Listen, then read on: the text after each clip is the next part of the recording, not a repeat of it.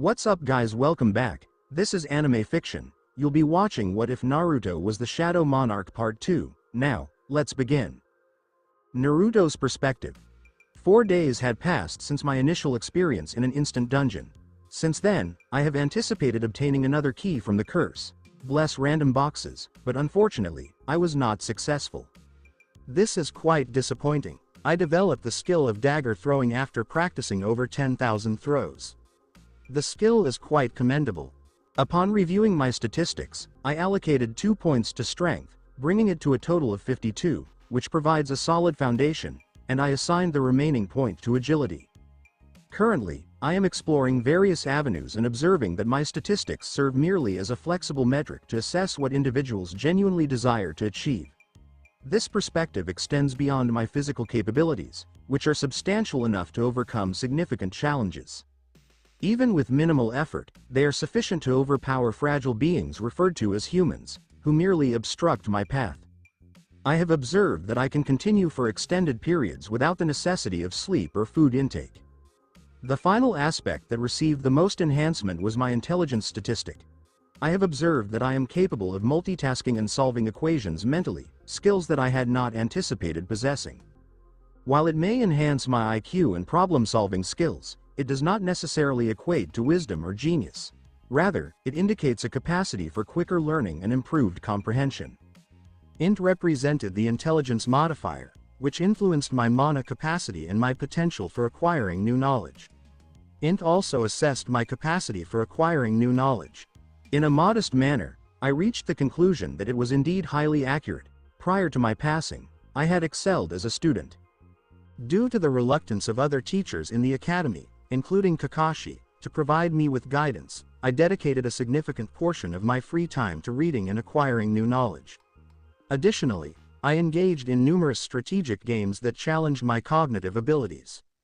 This experience fostered my belief that my mental capacities are considerably above average, which is reflected in my high intelligence, as the system evaluates my intelligence rather than Jinwoo's. I selected a class that possesses a balanced affinity across all areas, which I recognized as my own attribute.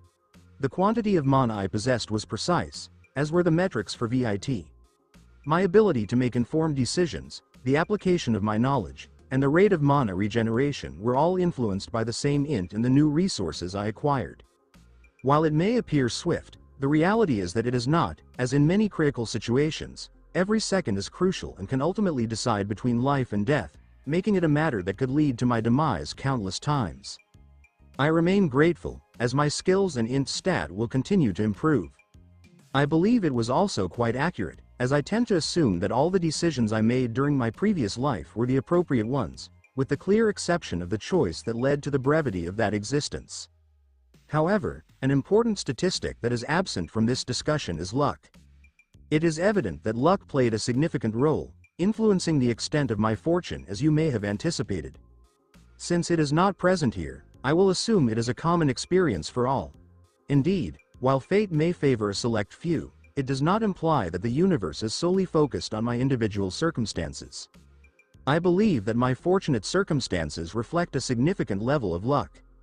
Conversely, I recognize that it also influences the type of rewards I obtain from defeating monsters and the regularity with which I can achieve a critical hit.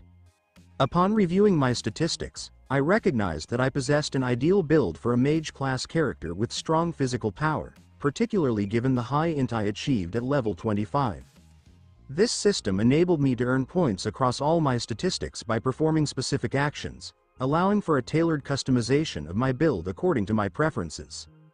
That is why I am enhancing my physical abilities, ensuring that if magic fails, I can rely on my strength. I recognize the potential to enhance my strength and dexterity through targeted activities tailored to those attributes. Engaging in study will enhance my cognitive abilities, and effectively managing challenging situations will further contribute to my intellectual growth. As a result, I have determined that pursuing a career as a battle mage is the most advantageous choice for me. This character subclass focused on merging physical strength with combat magic, resulting in a highly destructive fighting style adaptable to various situations, which was exactly what I required. I aimed to compete effectively against any opponent that presented themselves. I understand that my class will be Shadow Monarch, and I should aim to obtain a class related to dark magic, such as Dark Sorcerer, to enhance my build. However, I recognize their limitations in physical prowess, especially considering that a battle mage approaches the capabilities of an archmage. They face no restrictions on the types of spells they can learn, allowing them to acquire a diverse range of magical abilities. It does not imply that I will be unable to enhance the capabilities of Shadow Monarch with Battle Mage. Rather, they will complement each other effectively. Your decision reflects a sound course of action. Your intelligence has increased by 1. I was pleased to see that the system itself confirmed my choice as one of the most advantageous options available. I clicked the X to dismiss the notification box. The skills I do not possess are gamer's mind and the body of a gamer. I recognize that acquiring those skills would be highly challenging for me. However, this does not imply that I am unable to develop those skills. What I need to do is cultivate resilience against various challenges, including both physical and mental pain, as well as other elements, particularly those pertaining to the mind and beyond. This ensured that my mental health would be fully safeguarded. My physique has undergone changes. What rationale exists for the belief that long-term damage can be remedied merely through sleep or consumption of food? I would continue to experience discomfort, even though it would be transient. I found the experience of being in pain to be quite unpleasant. Having endured significant injuries, including multiple fractures and internal damage, I made a firm commitment to avoid any similar experiences in the future unless absolutely essential. I can only imagine the intense experience of having one's head removed. Please refrain from doing that. The experience was, to say the least, quite unsatisfactory. Now I understand that acquiring these skills from the beginning will significantly aid in the pursuit of power. If necessary, I am prepared to endure significant challenges to achieve those goals. Who claimed that the journey to power is a simple endeavor? To effectively engage and assess damage, I required proficiency at close, intermediate, and long ranges. To safeguard myself from potential threats, I needed a skill that offered protection. Ultimately, I sought support skills that would improve my combat proficiency. Those were the abilities I required at the time, and fortunately, I had the mana to achieve at least that much for the day. Telephone ringing. While I was engaged in profound contemplation, the phone rang in the living room. The anticipated call? I promptly went and picked up the receiver. This is Hunter-sung Naruto. Ah, there you are. Student Naruto, why haven't you picked up the phone in a while? The voice was recognizable. I was rather disappointed, as it wasn't the call I wanted. I overlooked a few individuals, such as the landlords. It had been 4 years since I had graduated from high school and left behind the title of a student, but the landlord, who had watched over me since I was a kid, still called me one. Sorry, landlord. I was admitted to the hospital for a period following an accident. Oh no, is that the case? That clarifies the matter. Student Naruto, I would like to bring to your attention that I have not yet received this month's rent. How are you doing? Would you like to reschedule it for next month? That is acceptable. I will send it now. Understood. Please ensure you maintain a balanced approach to your efforts. I acknowledge the effort you are putting into supporting your mother and younger sister. Financial resources are important, but it is essential to prioritize your physical well-being. I comprehend. He concluded the discussion and retrieved his bankbook from a drawer. His account contained 103,000 won. The revenue generated from the 5 dungeons I recently completed. I see, however, it remains insufficient. I should have sold the boss monster cores that remained preserved within their bodies. I have not removed them due to concerns that they may not transition into shadows effectively. In order for someone to reveal their bodies, they must be infused with mana. I found myself exhaling deeply. After deducting 500,000 won for rent, the remaining amount for living expenses this month will be 53,000 won. The 500,000 rent was a result of residing in a dilapidated apartment on the outskirts of the city. Additionally, the landlord, sympathetic to the circumstances of the old Jinwoo, had refrained from increasing the rent over the past few years. Finding a location for 500,000 in the current market presents significant challenges. Living on 300,000 for the month would present significant challenges. However, financial considerations are significant. Following today's deadline, I will have sufficient funds. I have identified the primary objective. If the call is not directed to me, I will proceed to the location. I had transformed from the individual who once faced the challenge of defeating a single E-rank magic beast. What are the methods by which a hunter generates income? The most effective approach was to eliminate magical creatures. The A-rank and S-rank hunters enjoyed the privilege of sponsorships, participating in commercial shoots, and making television appearances, though they represented a small fraction of the overall group. The hunters fulfilled their responsibilities within the dungeons. Your earnings were contingent upon the caliber and volume of the dungeon. Your dungeon relied on your abilities. The rank increases, so does the level of the dungeon. The greater your experience, the more dungeons you could access. As an E-rank hunter affiliated with the association, I had not yet ventured into any gate ranked higher than D++. I lacked both the rank and the experience necessary to demonstrate my value. I checked out the job boards on hunters' websites and even made a couple of phone calls, but I still haven't had any luck finding what I was after. No one really wanted an E-rank hunter. The hunters posting on the job boards were there for their own personal missions. So, they wanted to find trustworthy folks to have their backs and were pretty particular about who they chose. These folks found themselves in a bit of an awkward spot in the hunter world.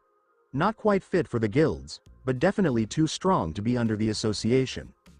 You know, those hunters can pull in several 10 million a month. It's all about taking big chances for the chance of big rewards. They really put everything on the line, and the payoff was just as huge. Hunters were definitely the ones everyone envied for a reason. I found it pretty frustrating, honestly. While Naruto was thinking about his options, he spotted a new listing on the job board. We're open to everyone, no matter your ranking. It's all about who gets here first. He suddenly opened his eyes wide. It was a brand new position. I took a quick look at the details and noticed that the location was pretty close to my house. It kind of looked like the one I was searching for. I grabbed the phone in a hurry. It was like they were just waiting for the moment, and then they picked up right away. I introduced myself quickly and asked about the job posting. "Oh, so you're an E-rank?" The response was even better than I expected. "Sure, that's totally fine. We really need your help to fill the headcount, so come on over. Well, since it's AC rank gate, you might not be super useful in the fight. Looks like we'll have to exclude you from the loot distribution. How about we just give you a flat amount of 2 million? Does that sound good to you? Can you make it?" I knew exactly what he was up to, but I just brushed off his attempts to bribe me. In the end, it wasn't only about the money. I was there to meet the guy who could really help me soar and level up fast. I went ahead and accepted the proposition. I'll be there in about 15 minutes.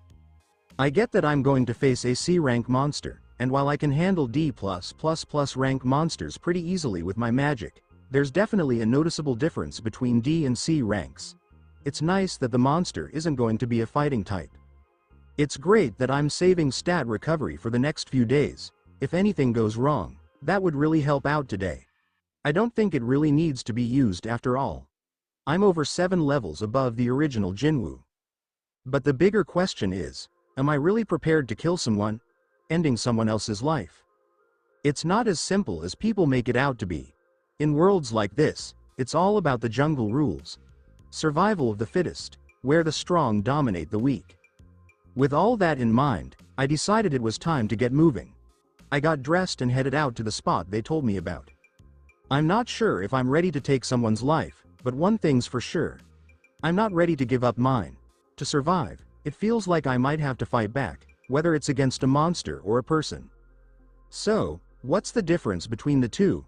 At the end of the day, both can chat and share a laugh, and they both have their own thoughts and feelings.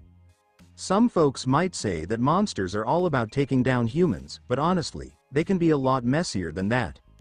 So, what makes humans stand out from the rest? They can do the exact same thing. If they killed hundreds, humans have taken thousands. Everything that lives is meant to come to an end eventually. We find ourselves caught in this ongoing cycle of life and death. I really don't think I'm any different from them. Here I am, willing to do whatever it takes to survive, even if that means taking out a few along the way. I'm definitely afraid of death. I'm really struggling with the fear of death. But you know, death, which is what we fear, is something that's still ahead of us. The future is just a concept that hasn't come to be yet. I just ran over and made it to the spot I was aiming for. I didn't feel a thing, even after running that far, and I wasn't even out of breath. 9 people were waiting for me. A guy who seemed to be in charge waved at me. Over here. There was this really hairy guy, and he had a big build. He greeted me with a smile that seemed a bit too forced, almost like it was put on just for show. Did you just say Naruto? Sure, so happy you're here. How about we introduce ourselves? The guy gave a quick intro to his teammates. He and 7 other hunters had been a team for quite a while now. The 9th hunter, just like me, joined after spotting the job post to fill the position. I said hello and took a moment to look at their faces. Because of his heightened sense stat, I could figure out how the gathered hunters compared in strength. They were really quite weak, barely even reaching the limits of C and D. There are 5 of them that are pretty much at the same level. Here are 4 of them. So, it's 5 C ranks and 4 D ranks, right? There are some rules when it comes to raiding a C rank gate. It needed at least 10 people, and half of the group had to be at least C rank. That's when the association would grant raiding permission. It felt like they really just needed me to fill the numbers, you know. Alright, now that we all know each other, let me share a few things with you. Wang Dongsok, a C rank hunter, wore a laid-back expression that came from years of experience. While he was going over the different rules and warnings for this raid, someone came up to me. It seems like we're both just along for the ride. The young man with a bright face was the other hunter recruited by Wang Dongsok to fill the headcount. But, unlike me, he wasn't just sitting on the sidelines, he was a D-ranker ready to jump into the fray. So, there was this guy named Eugene, and he was just 22 years old. I'm on the hunt for this guy. I greeted him with my biggest smile, and we chatted for a bit. I held back from getting too close because I wanted to make sure he understands that he needs me. Then, I looked back at Wang Dongsok. Eugene, wanting to chat, scratched his head and went back to where he was. Youngnim, let's just head in already. Well, it's really just going to be us arguing anyway, so what's the point of explaining all that? I guess it's like talking to a wall, huh? While his team members were voicing their complaints, Wang Dongsok couldn't help but laugh and clap his hands. Okay, I'll wrap up the explanations for now. Let's go on in. Everyone began the last-minute preparation before heading to the gate. Before we move on, could you both just sign this really quick? Wang Dongsok passed a piece of paper to me and Eugene. It was just a straightforward contract. All you need to do is write your name at the end and sign it.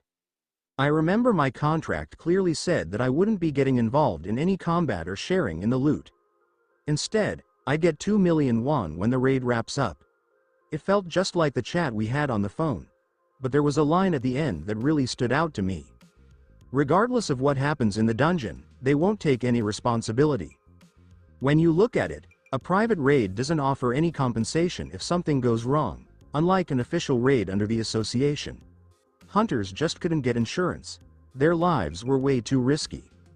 As I read the line, it suddenly dawned on me that he had joined a raiding party. Before I signed, I had a chat with Wang Dongsok. What do you need from me? Not a whole lot, just stick with us and help carry the bags. Baggage. Wang Dongsok pointed to a big backpack that his teammates were taking out of a bongo. Inside, you'll find food, clothes, equipment, a first aid kit, and more. They're just a bunch of scrubs. Honestly, I wasn't too bothered. It's not like they had a long time ahead of them anyway. Here you are. Might as well. Wang Dongsok took a look at the signatures from the 2 men and then announced with a loud voice. Alright, let's do this. The group made their way to where the gate had shown up. So, it was this old, abandoned construction site where they were supposed to build an apartment complex. The construction got stopped halfway through. Tisk tisk. Yeah, it seems like the economy's struggling a bit, huh? Wang Dongsok let out a frustrated click of his tongue. The remnants of the unfinished building loomed like a gravestone. That would really be a great way to honor someone so significant. Did you know? Eugene strolled over to me and said quietly. I heard that the investors and the employees who worked here have lost everything and are having a tough time making ends meet these days. So, get this. The president of the company just up and left the country with 900 billion won 2 months ago. Even though he kept hinting that he wasn't in the mood to chat, it seemed like he didn't really want to walk away from me. Is it intuition, fate, or just a keen sense that helps us pick up on danger? Do you usually keep it short and sweet? Before I knew it, Jinho was calling me hung. It was getting exhausting to even ignore him. You really struggle to pick up on hints, don't you? I grew up without really having to. Haha.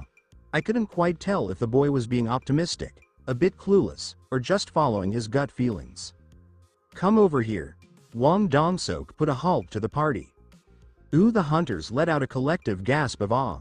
Wang Hung, are you really sure this is a C-rank gate? It's kind of big. Come on, do you really think the association would be dishonest?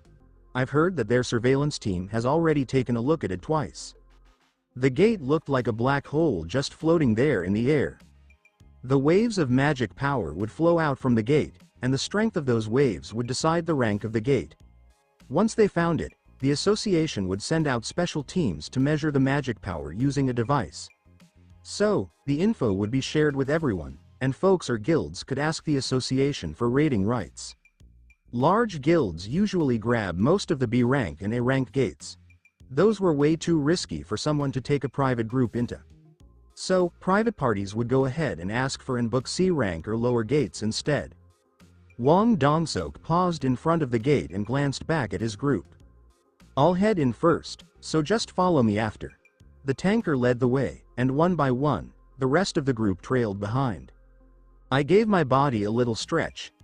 Yu Jinho was right next to him, pulling out all sorts of gear from his bag. The sword and shield he held glimmered with a bright light. Right off the bat, you could tell they were top-notch gear. A beginner hunter definitely wouldn't be using that.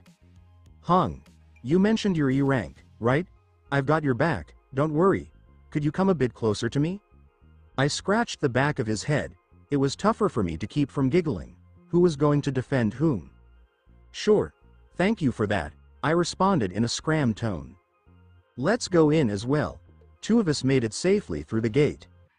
The interior of the dungeon was calm. It was silent and dark. Wang Dongsok issued his first instruction. Gyuhawan, make a light. Yes sir. The mage-class hunter Zhou Gyuhawan developed a floating light. Their surrounds got illuminated. Wang Dongsok lowers his shield and tilts his head. What? Where are the magical beasts? I wonder. There is no light either. Normally in dungeons, illuminating pebbles would be scattered throughout the cave to illuminate the path. However, this dungeon did not appear to have any. Yu Jinho whispered to me. Hung, are there any dungeons with no magic beasts? Shish. I placed a finger on his lips, and his ears pricked up. I could hear footsteps approaching from a distance. I spoke, it's not like there aren't any, they just haven't arrived yet. Yu Jinho swallowed. Skitter the party quickly became aware of the sounds I had heard. Wang Dongsok sensed something was wrong. A dungeon without any shining rocks. What lives and moves in the dark and is attracted to the light? Right. Wang Dongsok and his colleagues' faces darkened as one. Bugs. It's bugs. Fuck, why of all the things, bugs? Wang Dongsok yelled during the party. Everyone, get to your positions, they're coming, face forth. Several bugs were going this way from somewhere ahead of the tunnel. This isn't an ant's nest, is it? Don't say something like that. Insects were among the most difficult forms of magical monsters to deal with. They were difficult to kill since they traveled in clusters. Furthermore, even a single one of them wielded considerable force. Ants were the worst bug kind. Many hunters were tragically killed after accidentally entering the nest of ant magic creatures. And their sheer numbers pose a challenge for a physical assault. Skitter. Skitter. The sound of bugs scurrying across the floor got more louder. They were approaching the celebration. Wang Dongsok raised his shield under his chin. However, the insects did not appear. His juniors whispered from behind him. What? Where are they? I can still hear them. Dongsok hung. Do you see anything? I halted them because I knew these guys would die if this continued. Above. What? Wang Dongsok glanced up automatically. Skitter giant bugs were flying at them from the ceiling. If the warning had come a bit later, the bugs would be descending on their heads now. Losing your equilibrium was a death sentence when dealing with the magical animals that clumped together on the ground like insects. If we had known about them sooner. Wang Dongshuk's insides wiggled. Fortunately, he didn't notice any ants among the assaulting bugs. He gained strength in his throat. Shoot! Shoot them down. I'll get the aggro when they fall. Arrows of magic shot through the air, targeting the bugs. Seeing that they are all busy and not looking at me, I activate sprint and immediately throw a fireball in time with the magician's fire attack. Whoosh! Thwack! Bang! Boom! Hundreds of people were killed as fire erupted from the collision. Screech! Scree bugs cry in agony as their flesh burns alive from the flames. I was upset that I did not hear the ding that you had leveled up, but it was understandable given that I am at a very high level. However, I am confident that I was very close to leveling up, maybe with more than 80% to 90% experience for the following level. I only need 10 to 20% of my experience points to level up again. After this comes the C-rank dungeon, where I have slain almost 100 of them. And that's why I prefer the magician class, because you can quickly extinguish tiny fires with a simple AoE spell. Wow, Yuhawan, the power of your magic has grown up quite a lot. Other team members spoke up. They began to acclaim him since they were unaware that my attack had coordinated with the magicians. No guys, it's nothing, responded Yuhawan. He was perplexed, but gladly took the compliments. A couple of the bugs fell as a result of the hunter's strikes, while the rest jumped to the ground on their own. Their intention was to combat the hunters. Now would be the tanker's turn in the combat. Wang Dongsok employed a taunting talent to attract the attention of the magical monsters. They all turned to look at Wang Dongsok, as if enticed by some promise. Over here, you insects! Screech! Dozens of magical animals surged toward Wang Dongsok. Crash! Clank! Clang! His shield stopped all of their blows. Despite their formidable claws and mandibles, the bugs were unable to penetrate the shield. The tanker Wang Dongsok expertly fought off the pests. Hold! Hold! Hold! He was waiting for the appropriate time. Even as the bugs nibbled and tore at his defense, Wang Dongsok remained cool and waited for the right moment. He wanted to ensure that the aggro remained focused on him even when the dealers countered. This should be good enough. Now would begin the real hunt. The bugs would understand why hunters are named hunters. Wang Dongsok yelled with strength. Deal! In reaction to a single statement, the entire crew unleashed its weapons on the bugs. Screech! Screech! The mystical animals' cries rang out here and there. As part of the raid agreement, I had completed my part, lest they perish so quickly. I witnessed the party's combat from behind. I examined the battle. How annoying. When I glanced at them, I thought they were playing a lousy RPG game on the simplest settings, and I am a fan of Dark Souls. I resisted the temptation to move forward. There were too many gaps in the magic monsters. Regrettably, several of the hunters appeared to miss them entirely, and they were really sluggish. However, I was forced to stand in the back and do nothing. It was frustrating. Nonetheless, the damage caused and the experience I gained were as I expected without my fireball. These individuals would take ages to deal with bugs, and even then, they would almost certainly be responsible for a few fatalities. Wang Dongshuk's crew was small. They had excellent collaboration, however, it is only as good as a D-ranked squad. And it appeared to me that they were at the bottom of the D and C rankings. And in a dungeon, they looked to be incredibly casual, as if they were some sort of big shot. Maintaining it before to the raid was not for nothing. Jinsok, 11 o'clock, Hung, from the right, 2. Juntae, Sukman, and Gyuhawan, take the right. Yes sir. Choljin, your wrist is swollen. Get to the rear. Wang Hung, I can handle this much. Do you think we'll be done after this? We don't sure how many more battles await here, so don't go all out from the beginning, control your pace. Alright, I got it. They had been through many fights together, and their comments reflected their experience. Proper communication throughout warfare was critical to collaboration. These men were not like the association's hunters, who formed disorderly groups.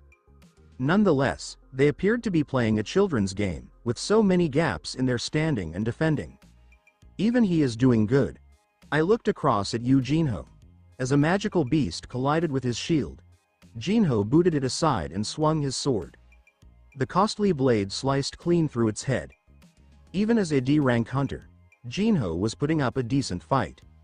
I suppose the equipment makes up for his lack of power and expertise. Still, being affluent in the hunter's world won't go you very far, especially at later levels where everyone is rich.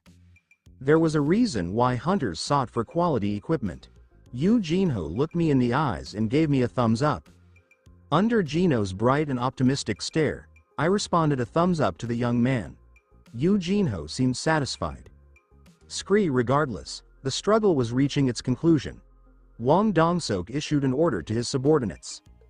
Grab all the magical cores. We'll divide it in exactly 9 ways. Even if most of them burned to a crisp, so do their cores. We still have a handful. Yes sir. This is my favorite part. Me too. Wang Dongsok contacted me after seeing his comrades working joyfully. Ah, is that so? A hunch. You've got some luck in you. If we were only one step late in finding them. Phew. Suddenly, one of the hunters searching among the bodies indicated to Wang Dongsok. Wang Hung, come take a look at this. His subordinates had gathered around something. Wang Dongsok approached them. What is it? There's something off about these guys. The hunters separated to make place for Wang Dongsok. He sat down and examined what they were pointing to. At first sight, there appeared to be nothing wrong. They were simply dead bugs. What's off about them? One of his subordinates indicated the leg of one of the bugs. Its end exhibited signs of being ripped off in a messy manner. That wound, I don't think it's from us.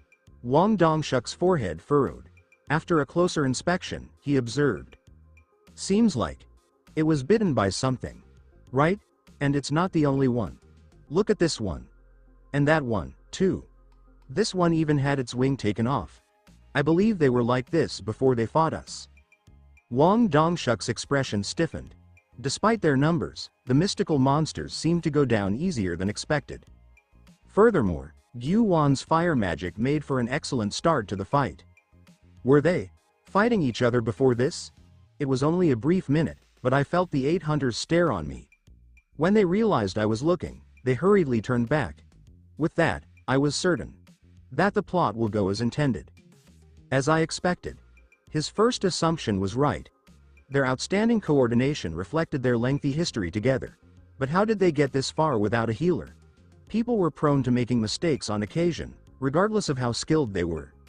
Even now, if it weren't for me, their formation would have collapsed at the abrupt appearance of the bugs. The jigsaw pieces came into place in my thoughts, and I smiled. As long as they moved in the way I expected, Wang Dongsok chuckled as he stood up. Okay, now, let us keep going. Looks like we'll be okay if it's just this level. His loud speech was not intended to aid his teammates, who were standing directly next to him. In the meantime, Yu Jinho approached me with a big smile. Hung, have you seen that? You saw me, correct? I just whooshed. And, bang, all these magical beasts. He swung his blade with a flourish. I asked him. Your sword and shield, they're quite expensive, right? Huh? Oh, yes. My father took great care of me when he found out I was going on my first raid. You, too, will need to exercise caution. Monsters aren't the only thing to fear in dungeons. I stroked Yu Jinho's back and went after the other hunters. Huh? Yu Jinho followed me with a perplexed expression. The party went farther into the cave but found no more magical monsters. They couldn't have gone around any, as the dungeon had a lengthy single road. Were the ones at the entrance? Nah, there's no way. How strange. There should at least be a boss, right? You think a gate would open up with no boss in it? As they proceeded through the enormous but deserted dungeon, the hunters discussed various points of view. Hold up. Wang Dongsok ended the celebration. As a result of his quick move, a few people collided while coming to a halt. The hunter, who smashed his face into Wang Dongsuk's back, inquired as he rubbed his nose.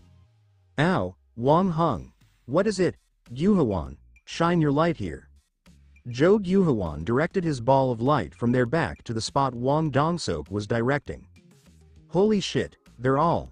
The hunters let forth a faint grunt. Insect wings, legs, bodies, and even heads were scattered across the ground. Corpses of bug-type magical monsters were everywhere. The dead bodies piled up farther and deeper into the cave, until at the end of the tunnel. It's the boss room, and he doesn't appear to be any nicer with his own family members. Someone spoke. Wang Dongsok nodded in accord. Everyone gears out. They answered instantly, their cheeks flushed with nervousness. The party moved stealthily towards the boss's quarters, with Wang Dongsok leading the way. Suddenly, the guy who had come upon Wang Dongsok said, Holy shit. Making loud noises in a dungeon was the height of foolishness. It would only draw magical animals that could be avoided. But nobody reprimanded the hunter who had yelled. Whoa, how much would all this be? This is a big score. They were all shouting with delight. Hold. As Zhou Guohuan's light illuminated the space from above, the hunter's findings in the chamber became apparent. A vast number of jewel-like pebbles were embedded in the walls. It's mana crystals. The entire wall is filled with them. The hunter's eyes shone brighter than the light reflected from the mana crystals. Mana crystals. It was one of the riches that might be discovered in dungeon. Despite having less magic potency than magic beast cores, they were typically discovered in vast quantities. Mining them would generate a large income for a raiding group. The party's discovery was even more stunning. The entire wall was covered with crystals. By my rough estimates, one of the hunters, swift with his calculations, began counting the crystals. If we got it all out, it would be around 1 billion. If we divided it by 9 shares, each person might walk away with nearly $100 million. Hunter gave a huge smile as he listened. Yu Jinho, who was standing next to me, abruptly jabbed my sides with his elbows. Hung, give me your contract for a second. I understood why he was doing it, so I simply shrugged and gave him my contract. Yu Jinho took it and went over to Wang Dongsok. Excuse me, Sunbei Nims, I have something I want to say. He unfurled and displayed the contract for all to see. Leader, here is Naruto's contract. As you can see, there is nothing in here regarding being barred from mana crystals, only mana cores. Everyone knew what Yu Jinho was trying to communicate. It was common practice to split revenue from riches and artifacts equitably among all members of the raiding team. This differed from the fact that magic cores were only given to individuals who defeated the magical creatures.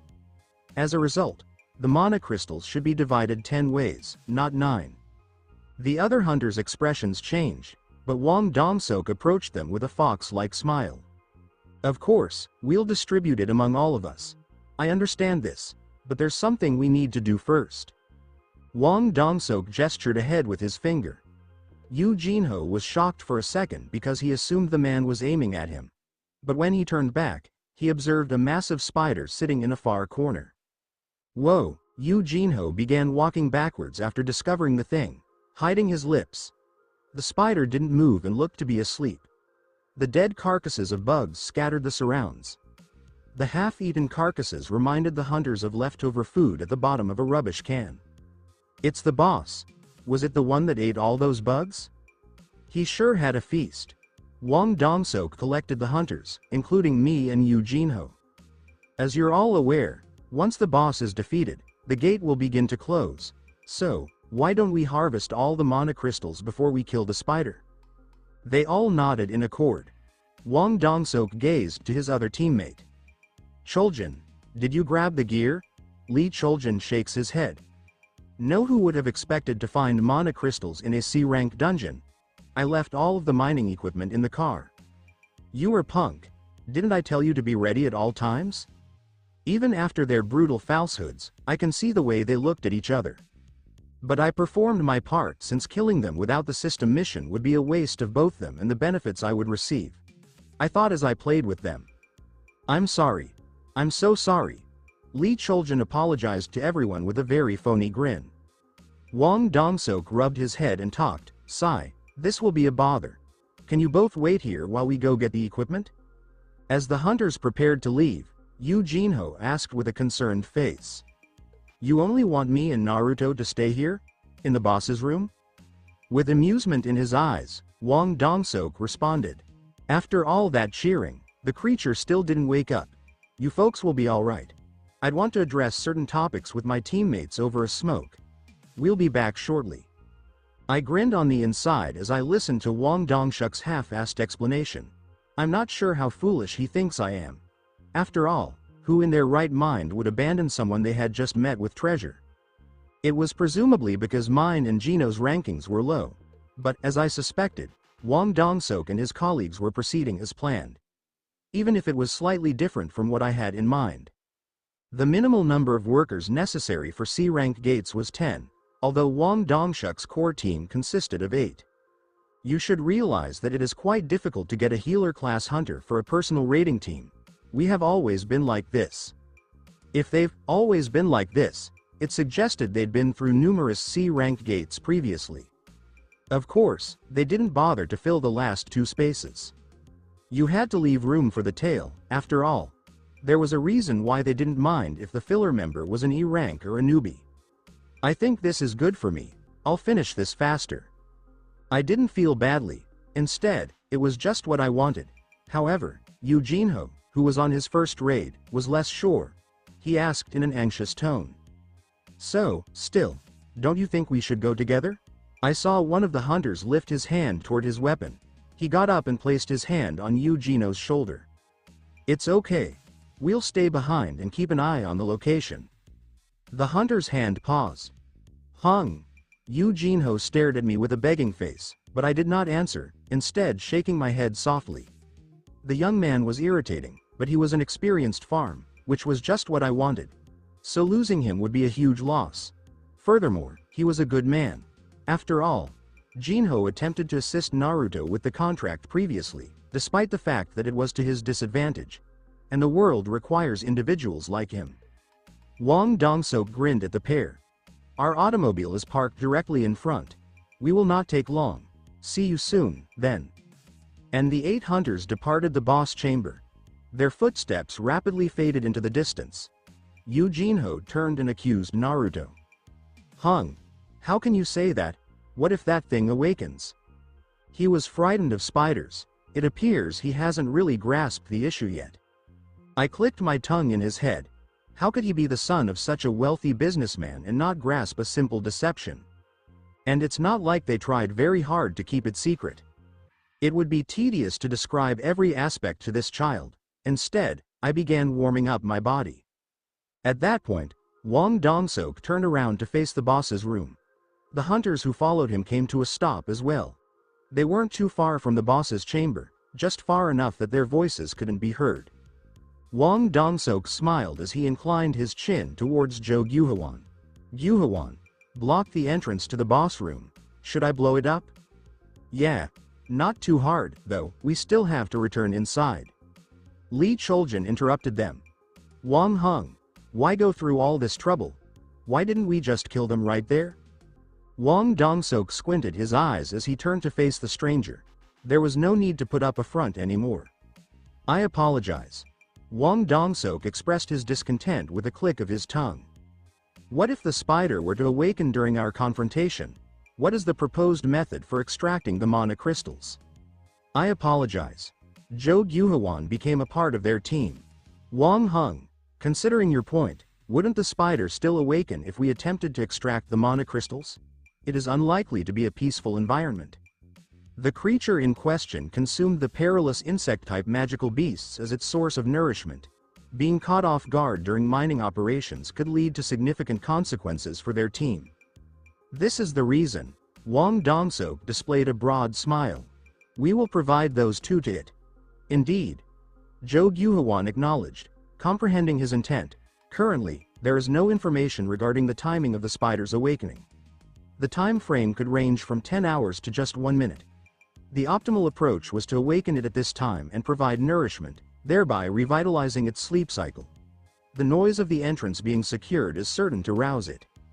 Wang Dongsok proceeded to elaborate. We can extract the mana crystals once the spider returns to its resting state following its meal. The association had designated 5 days for their raid, indicating that they had 4 days left to proceed. They would observe to determine if the spider would enter a state of rest. If it were unsuccessful, they would simply dismantle it and attempt to extract as many crystals as possible before the gate closed. While it may not be feasible to accomplish everything in just an hour, the reduction of 2 shares could still enable them to achieve a substantial income. Wasn't that an improvement over laboring in apprehension? Their safety was the paramount concern, ultimately. The association had designated a total of 5 days for their raid, indicating that 4 days were still available. They would observe to determine if the spider would enter a state of rest. If it did not succeed, they would simply dismantle it and attempt to extract as many crystals as possible before the gate closed. While it may not be feasible to accomplish everything in just 1 hour, the reduction of 2 shares could still enable them to achieve a substantial income. Wasn't that an improvement over laboring in apprehension? Their safety was the paramount concern, after all. Naturally, that represents the most unfavorable outcome. With a stroke of luck, they could secure all the mana crystals, eliminate the spider, and acquire Eugene's gear as well. The sword and shield, at the very least, they would hold a value of several hundred million each. They had minimal risk involved. The corners of Wang Dongshuk's mouth elevated. Please secure the entrance, and we can proceed outside for a brief smoke break. Certainly, Hung.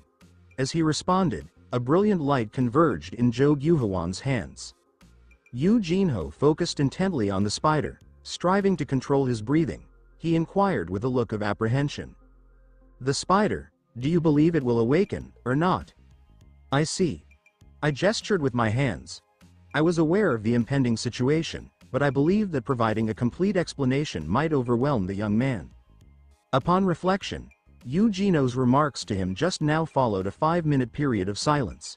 In contrast to his previously talkative demeanor, the young man appeared to be genuinely fearful. At that moment, bang! The entrance to the boss room collapsed with a significant noise. Excuse me? Excuse me?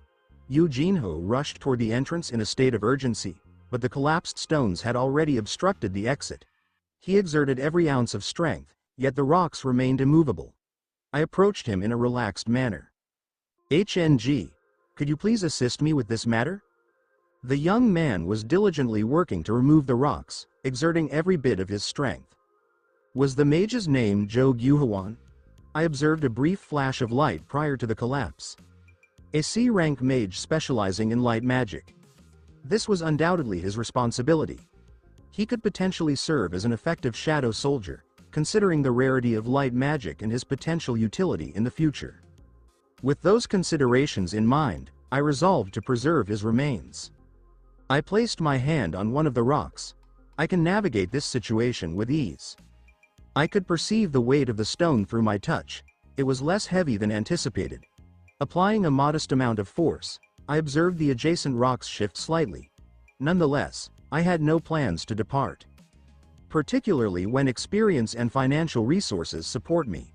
Ah, I have obtained it. Eugenho abruptly ceased his efforts and communicated with a sense of understanding.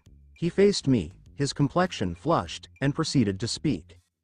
Those individuals are attempting to harm us. They are unwilling to share the mana crystals, so they plan to confine us and allow the spider to carry out its task. Affirmative. Understood. Well done, Sherlock. I tend to use sarcasm.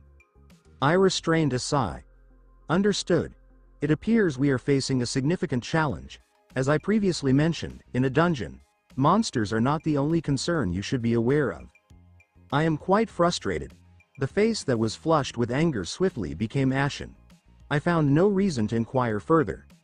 The movement of the giant magic beast was evident in Eugenio's eyes. He pivoted. Frustration is evident. The spider, roused by the noise, began to maneuver its sizable form with deliberation. The dimensions of a residence. A multitude of observers. Imposing mandibles. Long, thick, spiky legs. Not in an inappropriate manner. Observing the entity in motion rendered it significantly more intimidating than during its dormant state. Wow! Eugenho started to express his fear audibly. His entire body became rigid. I focused my attention on the spider and methodically summoned Kasaka's poisoned fang from my inventory. I did not intend to cause its demise. I must subdue it after killing it, which results in a significant financial loss, and I am currently in a position where I require funds. Upon completing the extraction of all the magical crystals, I will proceed to eliminate the spider. You belong to me. The moment had arrived to evaluate my enhanced capabilities. Kasaka's poisoned fang manifested in my right hand. I maintained my hold as if it had always been present, reinforcing my grip. The actual pursuit is about to commence. It is time to demonstrate the reason behind the designation of hunters. Please, wait a moment. Eugene urgently intervened as I approached the spider. What actions do you intend to take? The hands gripping me were shaking. He indicated the spider with his left hand. I will proceed to remove it. This has been one of the reasons for my continued support of Wang Dongsok to this point. If he were to attempt to sever the connection, I would claim all the magical creatures of the dungeon for my own. This presented a valuable opportunity to acquire essential experience points and magic cores. If only the supervisor hadn't consumed all the magical creatures, I could have achieved significantly higher earnings. It was unfortunate. Meanwhile, Eugene, unaware of the truth regarding my situation, regarded him with disbelief. What is this individual even articulating? Jinho remembered encountering information indicating that individuals could occasionally experience insanity following a significant shock. This E-rank hunter is asserting that he will independently confront the boss of a C-rank dungeon. This situation is quite extraordinary. Are you planning to remove that item? I thoughtfully scratched the top of my head and remarked. Would you like to proceed with this? -10. Give and take. Before he had the opportunity to respond, I redirected my attention to the supervisor. It was unnecessary to await his response. Eugene stood with unsteady legs. From the outset, I held no expectations for Eugene. I was pleased that the young man refrained from offering assistance, as it would have been a hindrance to my efforts. He will simply be an obstruction. I approached the spider with caution. Upon discovering Naruto, the spider maneuvered its 8 legs and directed its attention towards me. It was imminent. The spider, seemingly intrigued by an unfamiliar type of food, took its time. It advanced cautiously with its elongated and pointed legs, gradually narrowing the distance between the two. Breathe. Confronted by the imposing figure of the spider, I noticed my breathing quickening. My heartbeat quickened significantly. I was still adapting to confronting challenges, but it was not a significant issue. I would soon become accustomed to it. Ba-dum ba-dum ba-dum. I regulated my breathing and endeavored to temper my enthusiasm. I needed to maintain composure, as I wished to avoid eliminating the spider and forfeiting the loot. The vision of him positioned before the 3rd-level entrance at the subway station surfaced in my thoughts. The blue poison fanged Kasaka. I was relieved that the pressure I experienced from the spider in front of me was not as intense as it had been previously. When I encountered the monkey, I was completely assured in my capability to accomplish the task. Ultimately, had I perceived the situation as unmanageable, I would not have chosen to remain. I do not engage in a conflict where there is even the slightest possibility of defeat. The spider was positioned such that I could observe my reflection in its eyes. I narrowed my eyes. His skin appears quite resilient. I am curious if this dagger could cause any damage. The dagger possessed a more limited reach compared to the sword utilized in the instant dungeon. To create a significant impact with it, he would need to exert considerable force. I adjusted my grip on the dagger, positioning it downwards. This approach seemed to facilitate greater effectiveness in achieving results. Greetings. The spider halted in front of me. It elevated its 2 front legs. The figure presented a distinct appearance resembling a large X when viewed from the front. Impact. If I had not instinctively moved my body, the spider's leg would have pierced my chest. The spider swiftly withdrew its leg from the surface and resumed its striking posture. Fragments of rock dislodged from the ends of his legs. I took a brief look behind me. The stone surface featured a noticeable hole. If I am struck by that, the consequences will extend beyond mere pain. The strength of the spider's legs was notably high. My eyes gleamed with preparedness. It was time to concentrate. Once more, it approaches. Whoosh! I started to observe the legs that had previously moved with remarkable speed. Departed. I inclined my head, avoiding a leg. Understood. I pivoted my body to the side, evading the spider's right leg and moved forward a step. Correct once more. The leg directed towards my head was successfully evaded. I advanced 2 additional steps. Bang! The sound of the spider's legs making contact with the ground was sharp and jarring. Fragments of the surface scattered in various directions. Navigating through the challenges, I reduced the distance with every step he made. Perspective shift. Eugenio was astonished by what he saw. Who is he? Even from afar, the spider's assaults elicited a visceral reaction, causing the hair on the back of his head to stand on end. This individual skillfully evaded all attacks while simultaneously closing the distance. My body, exhibiting precision in every movement, was remarkably composed. Is that an E-rank hunter? Negative response. It was not feasible. If he were in Sung Jinwoo's position, his body would have been shredded like fabric. He lacked the confidence to evade any attack. However, Naruto was executing the task flawlessly. A lower-ranked individual achieving what was deemed unattainable for a higher rank. There was a singular solution, an inaccurate evaluator. Eugenio's expression became serious.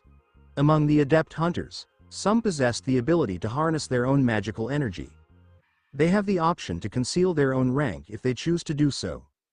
By intentionally reducing their magical abilities, they would attain a rank lower than their true potential. These individuals were referred to as false rankers. The majority were recognized for their harmful intentions. I have come across information suggesting that there are individuals who engage in the systematic elimination of low-ranked hunters within lower-tier dungeons.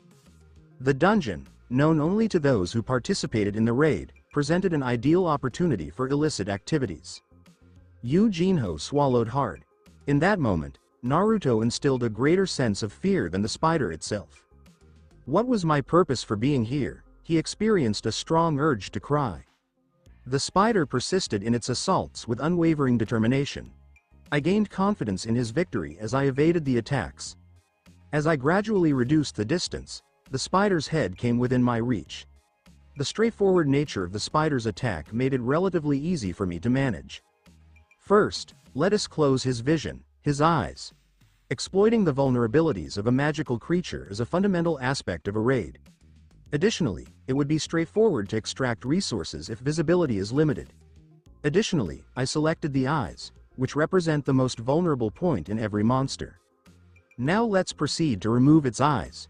It appeared that he had made the decision. The frequency of the spider's attacks appeared to diminish. While my vision may be deceived, my hearing remains reliable. The frequency of the attacks impacting the ground had noticeably diminished. I maintained confidence in my hearing even prior to my enhancement. A sense of discomfort enveloped him. Upon closer inspection, Naruto observed the twitching of the spider's mandibles. Anticipating the forthcoming event, I opted to leap to the side rather than upwards. The spider expelled a viscous green substance from its mouth. I fell to the ground, regained my footing, and glanced back. The area in which I was positioned was now emitting smoke and becoming discolored to a shade of black. The stone comprising the ground was undergoing a melting process. The stone will not be the sole element undergoing a transformation. I successfully evaded the attack. The spider swiftly redirected its attention towards me. The spider was positioned directly in front of me as I lifted my gaze. I quickly rose from my position, evading the spider's leg. The attack has resumed. I repeated the same movements as previously, approaching the spider once more, but was repelled again by the acid attack. The addition of another move to the spider's attack pattern complicated the situation significantly. Acid if I approached too closely, legs if I maintained my distance. This is frustrating. In a moment of frustration, I attempted to target the legs. However, my dagger was unable to penetrate the resilient chitinous surface. As the spider utilized its two front legs to launch an attack, I adeptly maneuvered my entire body to evade its efforts. The outcome of fatigue was clearly predictable. Exhaustion. Fatigue level 34 as anticipated. My fatigue was increasing swiftly. If it reached 40, my speed would decrease. When the temperature exceeds 90 degrees, I experience difficulty in breathing and find it challenging to move. I was approaching a time constraint. Let us proceed with greater efficiency. Accelerate. Sprint has been initiated. Your movement speed has been enhanced by 30%. During active use, 1 mana will be consumed every minute. Alongside the message, my body accelerated as though enhanced by a booster. The ability to evade the spider's attacks has significantly improved. Whoosh, whoosh, whoosh, bang, bang, bang. Avoiding the rapid strikes of the spider legs, I swiftly retrieved a dagger from my inventory and utilized it immediately. Skill: Dagger Throw. Level: 1. Classification: Active. Skill level: Exceptional. No resources needed. Cooling down period: None. Skill effect: Upon activation, the probability of your throwing dagger successfully striking its target is enhanced by 10%. The likelihood of causing critical damage rises by 2%. The likelihood of causing a fatal injury rises by 3%. The significance of physical defense is often overlooked by the skill. I launch the dagger towards the spider's eyes, utilizing my strength and speed to ensure it strikes its target with precision. Shall we proceed? The spider expressed distress. It provided me with sufficient time to address its assaults. Skillfully evading the acid spray, I leapt toward the spider's head. Cut. The dagger cut through the spider's eyes. A significant amount of blood flowed from its eyes. The spider emitted a distressing sound as it attempted to dislodge me from its head. Paralysis has been imposed. The resistance of the target was excessively high. Effect has been cancelled. The application of the special effect for the dagger, Kasaka's Poisoned Fang, was not successful. Screech. The spider emitted a howl and contorted its body. I seized the opportunity. Upon landing, I promptly descended to the ground. I have added Kasaka's Poisoned Fang to my inventory, as it would be detrimental for it to be bleeding, causing the spider to lose 1% of its health every second. I am maintaining its vitality. It would be unwise for me to continue using it. After the spider lost its vision, it began to move its legs erratically and strike the ground with its limbs. The spider emitted a sound and contorted its body. I seized the opportunity.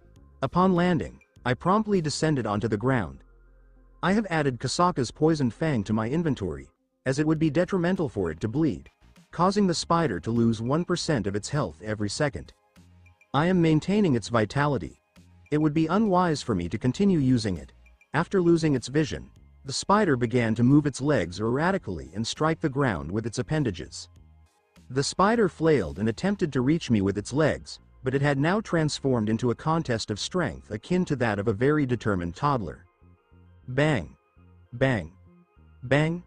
Drawing 2 additional daggers, I invoked Sherpan and Weapon Strengthening before proceeding to slash at its legs, though I did not sever them entirely. Cut! Cut! Cut! Screech! Cut! Cut! Attention! The spider moved its body from side to side, yet I continued to cut without making any progress, and proceeded to remove the spider's legs. It started to show signs of decline. The damage was occurring. My hands increased in speed. I proceeded to cut its muscle.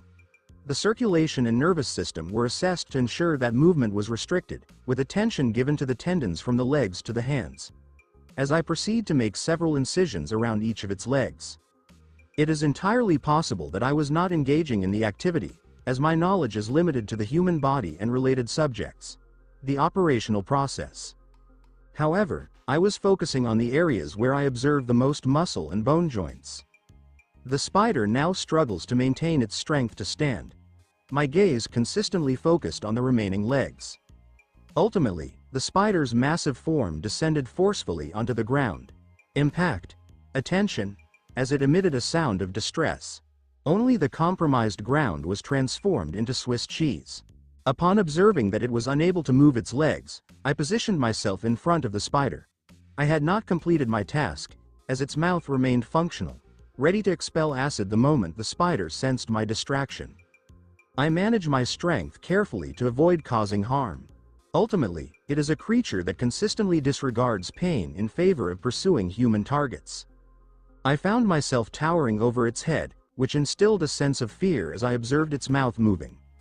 Employing my attention on my right arm retracted in preparation for a punch, coiling with strength, while the chains on my arms moved unrestrained. He was apprehended. I delivered a decisive strike to the spider's head, forcefully impacting it against the ground. The spider's eyes dimmed, and they closed completely. Despite enduring significant pain, the spider ultimately lost consciousness. The skull was severely fractured, resulting in significant disfigurement of the head. Enveloped in the spider's blood, yes. I raised my hands towards the sky, which was adorned with mana crystals that would soon be within my grasp, having successfully immobilized the boss. Respected elder brother. Yu Jinho concluded his thoughts in silence, reflecting on the events that had just transpired. I turned around and observed Yu Jinho. Kindly descend. I acknowledged with a nod as I descended from the spider's head. Following a gentle landing, he observed the spider and verified that it was incapacitated. Dear sir, it seems you are experiencing thirst. Here is some water. The temperature of the water was sufficiently low to cause condensation to form on the cup. Timely execution. Following the fight, I experienced a significant thirst. Nevertheless, I accepted the cup with a perplexed expression. The cold water was refreshingly consumed as it flowed down my throat. How is it, Hyungnim? Now that he thought about it, Jino's title for him had changed from Hung to Hyungnim. It's refreshing. I returned the cup to Jinho. So what you just saw here, Jinho interrupted me before I could continue my remark, almost as if to assure me not to worry. Of course, I'll take this secret with me to the grave. No, you don't have to go that far. How can I not? It's my pledge to Hyungnim. Well, okay. If you feel that way, don't worry about me, Hyungnim. Furthermore, no one would believe that an E-rank hunter defeated a C-rank Gates monster on his own. I thought he was lousy at taking hints. He doesn't appear to be like that anymore. Looking at me, I can smell dread from a mile away. Would you care to store your magic crystals here, Hyungnim? He remarked this as he took up the mining equipment from the bag they had given me to carry. Phew. The equipment was clearly in the bag. What terrible individuals. Now that we've arrived, I'll mine the mana crystals. He spoke as he began to go approach the crystal, while sweating profusely. Stop, I yelled as he abruptly halted and spun around in an unusual manner. Yes, Hyungnim, he said with a broad, sweaty smile on his face. Do you see that spider? I remarked, pointing at it. He began to sweat more while nodding his head in a yes gesture. You see, I didn't kill it, so don't be concerned about the dungeon falling from the incisions I gave it. I'll never be able to stand. And the punch I give knocks it out cold, so even if it wakes up, its skull will be crushed. Do you understand why I did it correctly? I questioned him. Yes, I do, Hyungnim. If I'm not wrong, it's to mine the magical crystals. He spoke with an anxious expression. Yes, and if we did with those tools, it would take us hours to mine this place, I remarked, his expression serious. I got out some special pickaxes and shovels that I enchanted for sharpness and strength. He had wide eyes and mumbled as he watched things materialize in my palms. Spatial magic? Use these, they are special tools, and they will cut our mining time in half, I added, widening his eyes again. With shaky hands, he grabbed a pickaxe and a shovel. He looked at the instruments again, his eyes wide. Hyungnim, were these magic tools? Yes, kid, now start mining. Don't you want your cut? I said to him when he noticed me mining at a quick speed. Hyungnim, I don't need my share because you've done everything. Instead, I should be the one giving you anything because you saved my life. Okay, Jinho, now talk less and mine more, I remarked as he distracted me from speed mining. I knew the party would arrive in 15 minutes, and I wanted mine as much as I could beforehand. So I activated Sprint, and with my new magical tools, I simply smashed the crystals. I got even faster. Wow, Hyungnim. Where did you obtain these? It's so rapid that I feel like I'm striking mud rather than firm ground, and the crystals are readily broken. It's Suama, he replied as he looked at me and noticed how quickly I worked. This causes his eyes to widen and his jaw to nearly touch the ground. After all, I was only digging. I just threw down my mining tools and used my hands to extract the crystals, which I then placed into inventory. And due of my incense strength, I virtually mined 10% of the region in 15 minutes, and I had the mana to keep sprinting indefinitely. After all, I regenerated quicker than it was being depleted. No matter how rapid it is, I need to come up with a spell that can cope with mining, perhaps something similar to an earthquake but less violent, or perhaps a skill that allows me to manipulate the ground. Something like earth banding. So, whatever, it's just wishful thinking. Jinho, forget the things, and focus on digging as I am sure they will be returning at any minute, I instructed you. And now he's remembered the humans who abandoned us as spider meal. He started digging much quicker. I was moving rather quickly at the time. Skip across time. There is an obstruction. The collapsed rocks exploded in a flash. Jinwoo and Jinho turned around to see the Dongsok gang. Jinho had bloodshot eyes. Wang Dongsok and his colleagues entered the boss room. They looked surprised when they saw the crushed spider behind Naruto. What the, it's dead. Those two took it down. Was the only thing scary its size? Well, if it got taken down by a mere E rank and a D rank. Wang hung. What do we do now? Wang Dongsok rubbed his chin as he gazed at Jin Woo and Yu Jinho. With the spider gone, the gate would soon close. It was too late to begin mining mana crystals now. But when he glanced at Jinho with mining equipment in his hands and a number of magical crystals laying behind him. But Naruto didn't have a single crystal around him, nor was he holding a mining tool, and when he looked at him, he saw that Naruto was covered in spider's blood. What is the significance of this? They were unprepared for it. How did he look like this? Perhaps Jinho killed the spider before instructing Naruto to extract the mystical beast's center. That's why he was covered with spider blood. No, it can't be. Perhaps it's just like this. I don't have time to think about it right now. The time remaining was less than an hour. He had to alter the strategy. He yelled at Yu Jinho. Yu Jinho flinched and took a step back, his face filled with fear as he held tools. Wang Dongsok grinned. Your equipment piqued our interest, so we investigated more. Your father turned out to be mad. Yujin Construction's chairman is Yu Myungin. So what? Well, we are giving you an opportunity. We'd want to discuss some things with your father. But if what occurred here spreads, our situation will become a bit awkward. So, if you want to live, be our accomplice. An accomplice? Wang Dongsok lifted his chin toward Naruto. Naruto did nothing in response to his harsh glare, simply waited for the drama to conclude. Kill Naruto. What? Have you lost your mind? Yu Jinho frightened, but Wang Dongsok laughed at him. Their initial plot included killing Jinho as well. However, they learned that Yu Jinho's father was the head of one of the country's leading construction corporations. With that in mind, he had a wicked notion. What if they videotaped Yu Jinho killing Naruto and used it to blackmail Yu Myungin? Yu Myunghan's known net worth is approximately 10 trillion. If things went well, they may make several times more than they would have with the mana crystals. That is the way out of here. We will let you live if you murder Naruto yourself. Otherwise, we will murder you both. Wang Dongsuk's eyes become bloodthirsty. What are you waiting for? Nobody will know what occurred in a dungeon anyhow. Is a D rank trembling before an E rank? Yu Jinho looked to the side. Naruto simply shrugged in answer. He told him to do whatever you want. Yu Jinho chucked the pickaxe he was carrying and drew his sword with determination. Seems like he made his decision. Wang Dongsok grinned. However, the outcomes did not meet his expectations. Yu Jinho grabbed his sword and stood by Naruto's side. Oh, are you going to gang up against us? Wang Dongsok talked to himself. After successfully knocking down a C-rank boss, the young master certainly grew in confidence. Zhou Gyuhuan whispered to him from the side.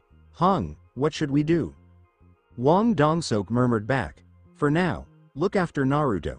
We'll keep Mr. Moneybags for now. Our loss was too great today. Got it. A brilliant light emerged in Zhou Gyuhuan's hands. Naruto simply waited for the onslaught, watching it unfold with boredom. He launched a basic strike that might have killed them numerous times while he was preparing. Naruto has bored eyes. His easygoing demeanor. They said nothing even after telling Yu Jinho to murder him. And how he was simply standing there, doing nothing. All of them were huge red flags. And these red flags were in front of Gyuhuan's party, and they still didn't get it. It would be his first time murdering a hunter. However, he had no intention of being kind to anybody who even considered endangering his life, and they had threatened him several times. Suddenly, ding, the electronic sound echoed in his mind. His bored expression morphed into a menacing grin. An emergency quest has been initiated. He didn't provide the instruction to open it, but the quest screen opened on its own. This was the first time this had occurred. Emergency quest. Deal with the enemies. Those with violent intent and bloodlust for the player have been identified. Dealing with these opponents will help you stay safe. 8 enemies to deal with. Enemies dealt with 0. Non-compliance will incur a penalty. Something behind the screen flashed. Jo Gyuhawan launched an arrow of light. Bang! Naruto's body was ejected from the explosion and smacked into the wall at high speed. Slam! On contact, the wall split apart, and the fragments dropped on Naruto. Hyungnim. Yu Jinho attempted to go to Naruto in terror, but Wang Dongsok stopped him. Yu Jinho trembled and came to a stop. You better not pay any mind to a dead person and come here. Wang Dongsok beckoned for him to come over. Yu Jinho turned to check where Naruto was.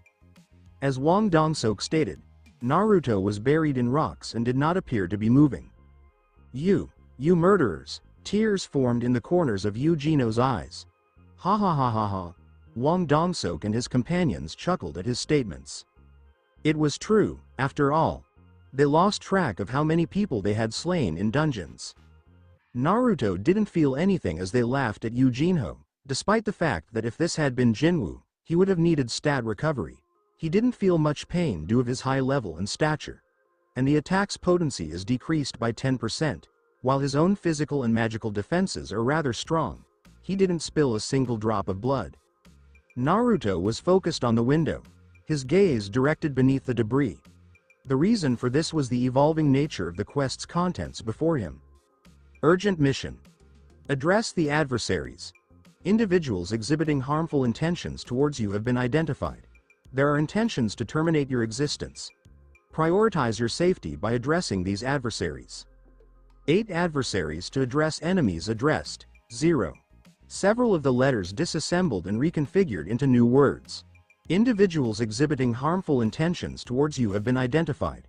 Prioritize your safety by addressing these adversaries. Number of adversaries to address. 8 enemies addressed. 0. Failure to comply may lead to severe consequences. The statement was unequivocally threatening. I will kill you if you do not complete the quest. Eliminate threats to ensure your own survival. Ultimately, my continued existence ensures the system's sustainability as well. The system presented itself to him with a sense of benevolence, offering the opportunity to circumvent the impending danger. It would not employ a penalty to compel him to kill.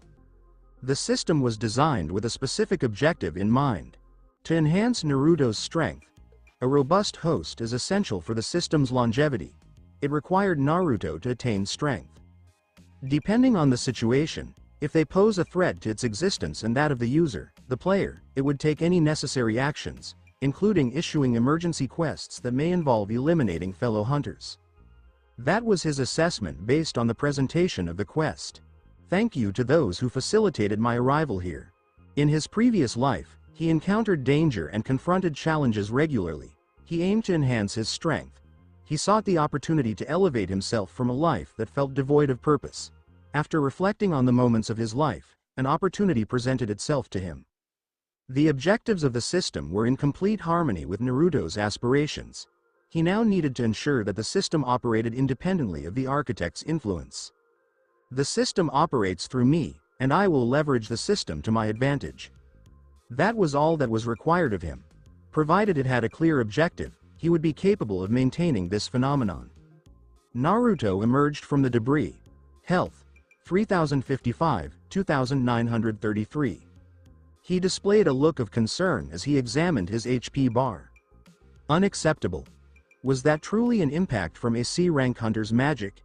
The attack was not particularly effective, or it may be that my defense and buffs are significantly elevated. There is no margin for error moving ahead.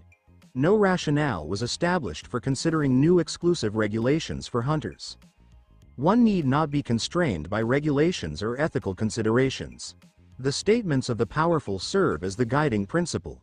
This world can be unforgiving, and the multiverse presents even greater challenges for those who are vulnerable and for the heroes who strive to protect them.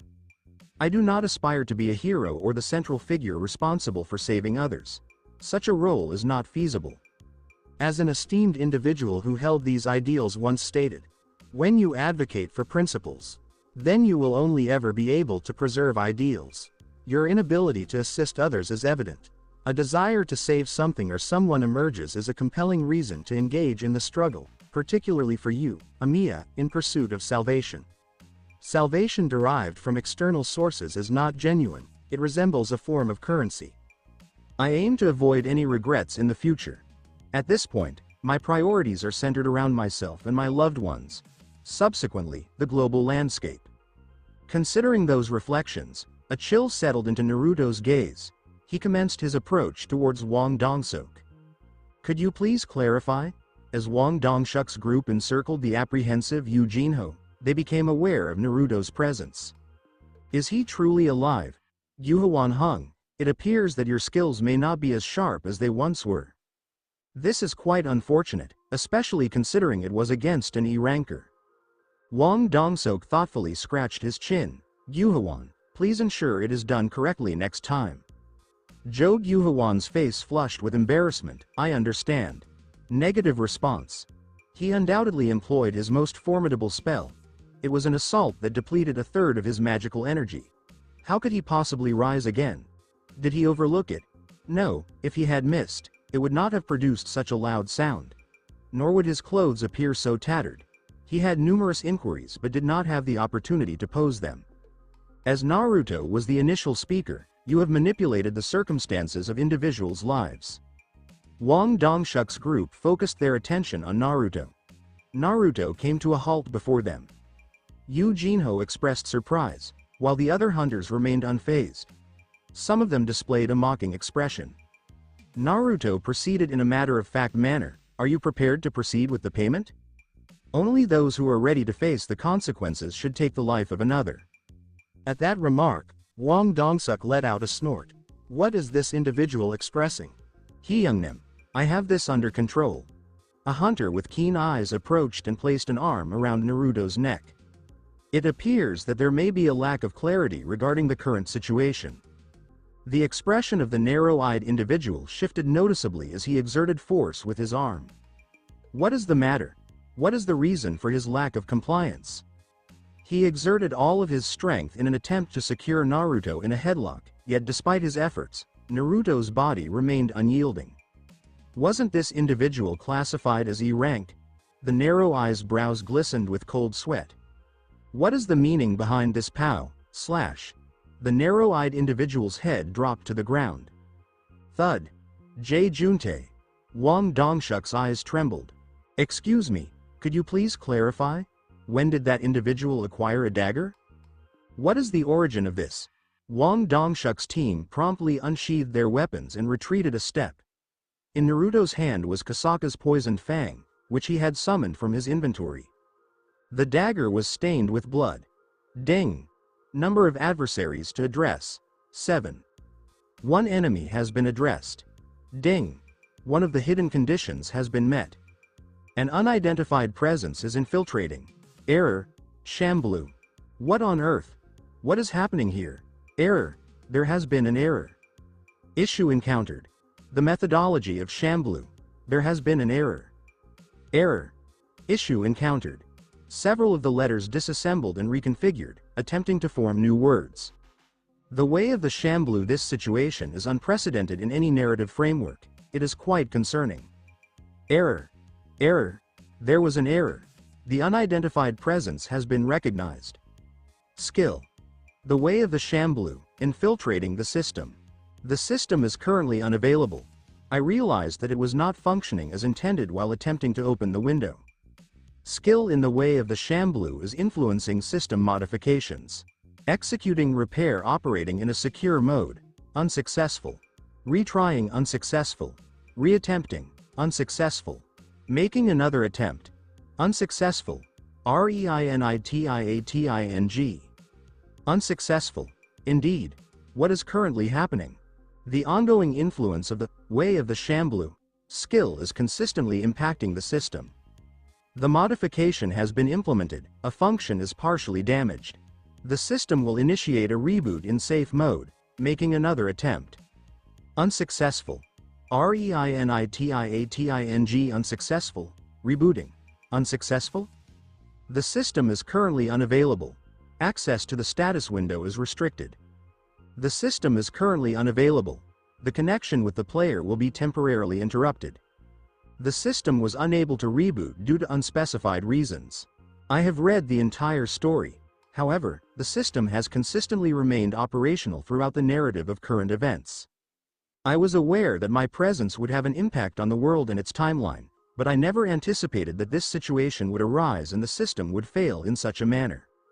There has never been an instance where a function was compromised, necessitating a system reboot. What is the purpose of this skill, and what kind of modification does it entail? Let us remain optimistic that everything proceeds smoothly. I find myself unable to take any action in this situation.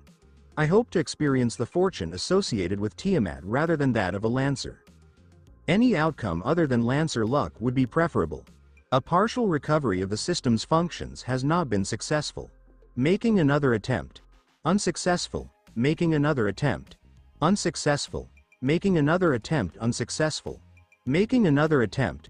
The system is undergoing modifications through the skill known as the Way of the Shamblu. Error encountered. An error has occurred. An error has occurred. The system modifications have been successfully completed through the method known as the Way of the Shamblu. An error has occurred. An error has occurred. An error has occurred. The operating system has been successfully updated. The restrictions on experience acquisition have been lifted. The player has successfully acquired experience points from defeating a human. The system has been successfully restored. The operating system has been successfully updated. A new feature has been integrated into the system as a result of the presence and impact of the skill, the Way of the Shamblu. From this point forward, the elimination of humans or any similar species that possess self-awareness, sentience, the ability to communicate, humanoid characteristics, the capacity to build civilizations, a definition of consciousness, the ability to evaluate their actions, and the capability to plan for the future will be addressed. Capable of strategizing, improvising, adapting, and overcoming. Will provide you with experience points. Due to the impact of the title skill, the Way of the Shamblu, on the elimination of any of these species, individuals will receive an additional 5% bonus experience points. Notification received. You have achieved a new level of proficiency. What did I just read? What type of operational skill is that? What impact can it have on the system? No, it merely influenced it but restructured the entire system to provide me with experience from eliminating humans or similar species. Additionally, it provides experience points along with a 5% bonus to experience gained. Currently, it seems that I am being prompted to take extreme measures against humans in order to accelerate my progress. If an S-rank monster and S-rank humans yield the same amount of experience points, it indicates that eliminating humans is significantly more advantageous. Does the 5% bonus experience also apply to dragons, elves, harpies, and demons? This represents a significant amount of experience, and I am curious about the potential bonus I would receive after defeating monarchs and rulers. Indeed, I was unaware that humans could provide experience points, as this has not been depicted in light novels or manhwa. However, with this, I obtained something truly remarkable. Defeating any entity should consistently yield experience points, similar to a gaming experience. This skill can undoubtedly be classified as exceptionally powerful. Despite the turmoil in his mind, Naruto maintained a composed demeanor as he observed a stone adorned with intricate purple carvings at its center. He examined it with interest and picked it up. Then, unexpectedly. 7 remaining. With a focused intensity, Naruto shifted his gaze from one hunter to the next, assessing each with keen observation. Wang Dongsok swallowed hard. The sudden appearance of a dagger in his hand was unexpected. However, the greater shock came from the death of Park Juntae. How did an E rank defeat a D rank in a single strike? No matter the strategy employed, he could no longer be taken lightly. They needed to maintain focus. Wang Dongsok glanced to his side and instructed, "Provide him with another one." Zhou Guohuan nodded. He would not repeat the same error. The resolute hands collected more light in them. However, before he could fire the light arrow, Naruto appeared before Zhou Guohuan. "Huh? Joe Gyuhawan's mouth widened wide with astonishment. Naruto's eyes were ferocious. First, the mage-class hunter, with his meager firepower and frail constitution. He intended to conclude with magic, demonstrating his full power of magic, but he didn't execute it since it would cause too much divergence, resulting in a portion of the cave exploding and them attempting to flee in pandemonium. And he'd prefer not pursue them when he has things to do. He also wants Joe Gyuwan as his shadow soldier since light magic is uncommon. So he used his dagger. He'd already done all the calculations. The dagger was embedded in Joe Gyuhawan's neck. Stab. Cough. Joe Gyuhawan grasped his neck and collapsed. Thud. Kill him. Ah. The man's death heralded the start of the war, and all the hunters charged at Naruto. Naruto shrugged and concentrated on each of their actions. Sound vanished, and time slowed. The agility stat's power began to shine, having been enhanced to 41 points. He deflected and evaded the barrage of swords, spears, and arrows aimed at him, and he was simply avoiding them without employing his speed increase. The hunter's eyes widened. How does an E-ranker move like this? He is too quick. I cannot hurt him. Their faces turned paler. Speed was relative. Naruto's movements appeared to them to be terrifyingly fast. Naruto weaved among the hunters, stabbing them one by one. Paralysis has been imposed. Bleeding has occurred. Paralysis has been imposed. Kasaka's poisoned fang inflicted debuffs on the hunters left and right, causing havoc. I can't move my body. Uwak. Magic? Is this magic? This son of a bitch. Bleeding has occurred. Paralysis has been imposed. Paralysis has been imposed. Ah, what the hell is he? Uwak. The hunters' shouts echoed throughout the room. 5 of the surrounding foes had already died. Thud thud ding. You have leveled up. Ding. You have leveled up. Ding. You have leveled up. Ding. Enemies to deal with. 1. Enemies dealt with. 7. Naruto confronted the last man standing. As he gained more experience, he planned to level up twice.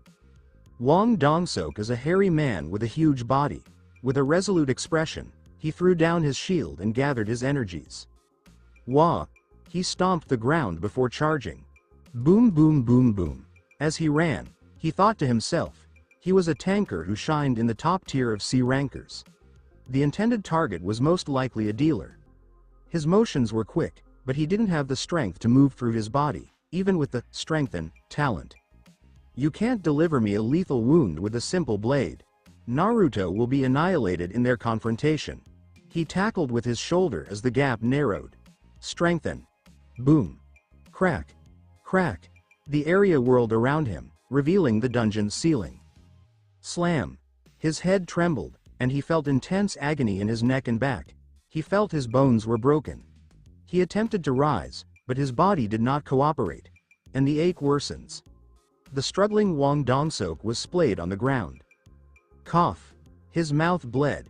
Did he really strike me so hard that my bones cracked and I was thrown flying? Cough. His mouth bled. Did he really strike me so hard that my bones cracked and I was thrown flying? Has Wang Dongsok just lost power? In a struggle of strength? A mere E-rank trash like you. He realized his error. 5 C ranks and 4 D ranks were eliminated in an instant. The spider's blood was on his body. Everything makes sense now, given how irresponsible he was while they were discussing murdering him. Naruto could not possibly have been an E-ranker. Naruto stood next to Wang Dongsok. The man couldn't move his body. The outcome of the fight was evident. If this were a competitive sport, this would be the end. It wasn't going to stop there. He did not want to die like Wei. W8. Wang Dongsok lifted his frail hand. Cough. He coughs a mouthful of blood as the pain worsens. Please let me live. If you desire money, I will give you some. Let me live, there is plenty of it. 3 times. Naruto responded with coldness in his voice. Aren't you ashamed to ask someone you tried to kill 3 times for mercy? 1. By blocking the entry. 2. By commanding Yujinho. 3. Through Joe Gyuhawan's wizardry. Wang Dongsok had already made 3 attempts on Naruto's life, Therefore the battle was unnecessary. Give and take. Naruto created this creed after escaping the temple alive. As much was given, as much was stolen, whether it was positive or negative. There would be no compromises.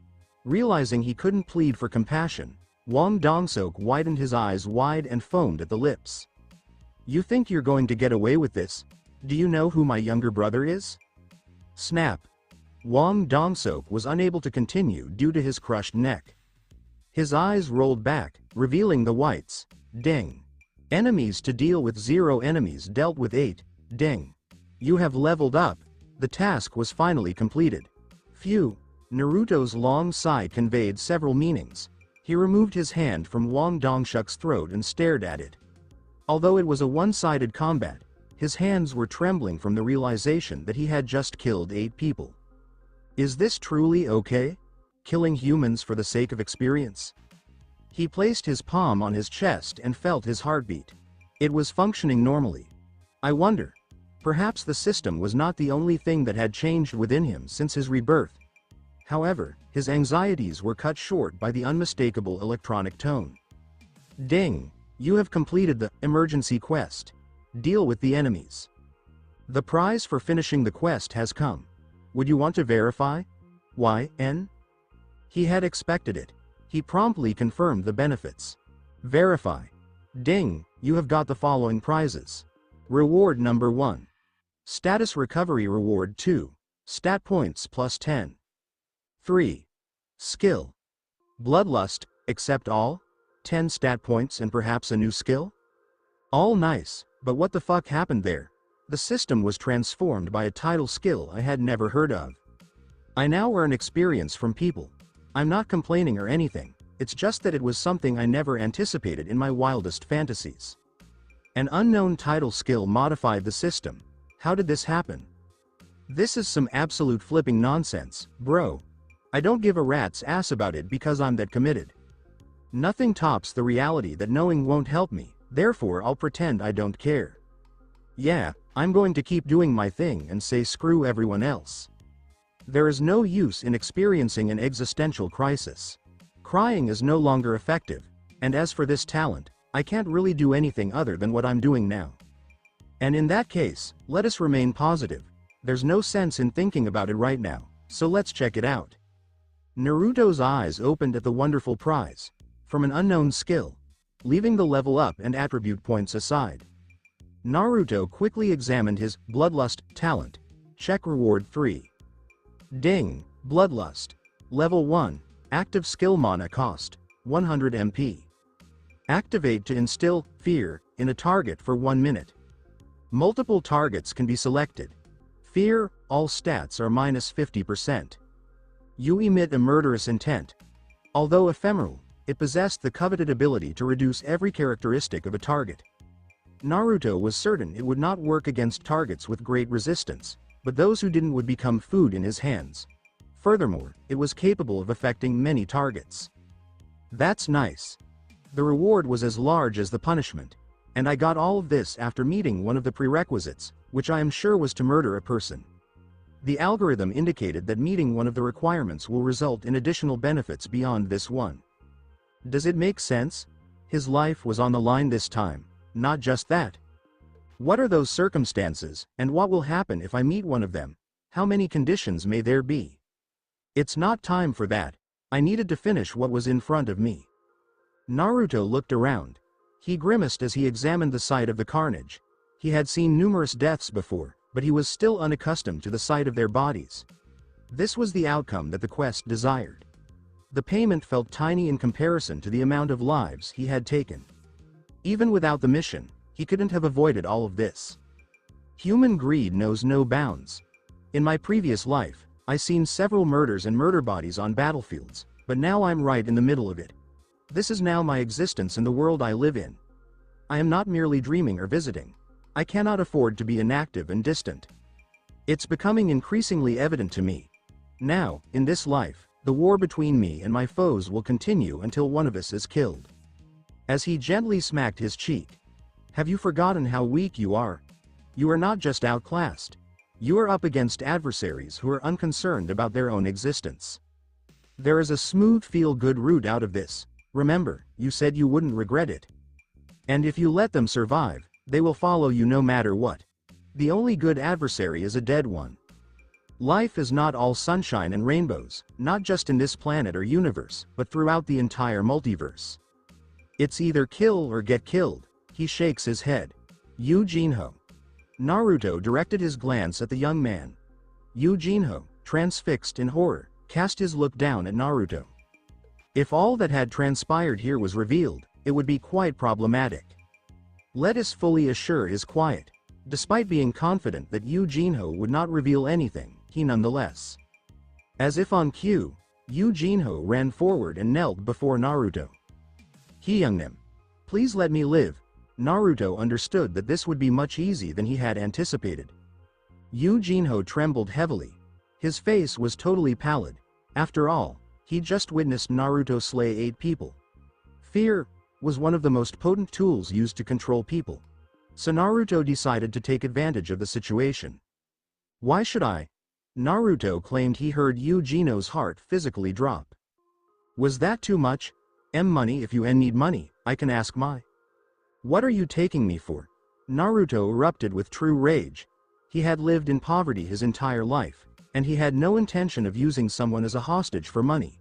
If he did that, he would be no different from Wang Dongsuk. I apologize. If Yujinho hadn't been shivering in terror, he would have struck him on the back of the skull. But if he did, Naruto feared the young guy might collapse from a heart attack, so he grasped his hand. Yujinho swallowed when he saw Naruto's harsh look. He also turned down Wang Dongshuk's money offer. Yujinho's mental image of Naruto got increasingly bizarre. However, it was too early to make that determination. So why did he collect the magical cores? Just seconds before, Naruto was mining the crap out of this spot and subduing the spider just to get the last bit of magic cores. The magic cores, a source of enormous power, were used for more than just constructing magic goods. However, to a hunter, they were no different than money. Yujinho's brain swirled in thinking, so it must be that. It was the price for blood. He dirtied his hands to examine the body because he had fought the spider boss for it. He would show no pity for anyone who opposed him, but he would also reject everything that had not been achieved by sweat and blood. A genuine patron of effort. To think that I sought to purchase such Hyungnim's kindness with cash, of course, he'd be angry at me. Then, what he needed was not his father's money, but worthiness to save his life. He looked across at Naruto's face, but the man still appeared angry. Yujinho swiftly spoke. Hyungnim.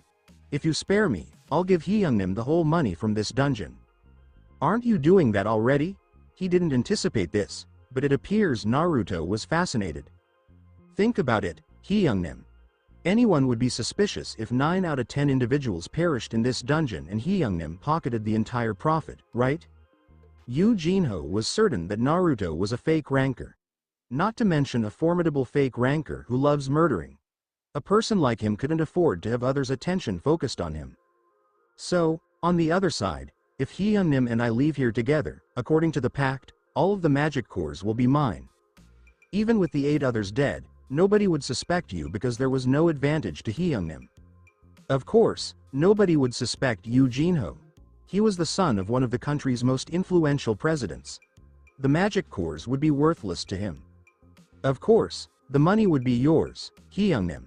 It's the just price for murdering Wang Dongshuk's party and sparing my life twice. And it's not just that I'm open to potential cooperation.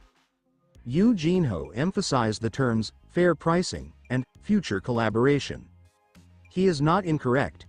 Gino's idea is the best course of action for Naruto to securely gather all of the magic cores. Currently, ownership of the magical cores was evident.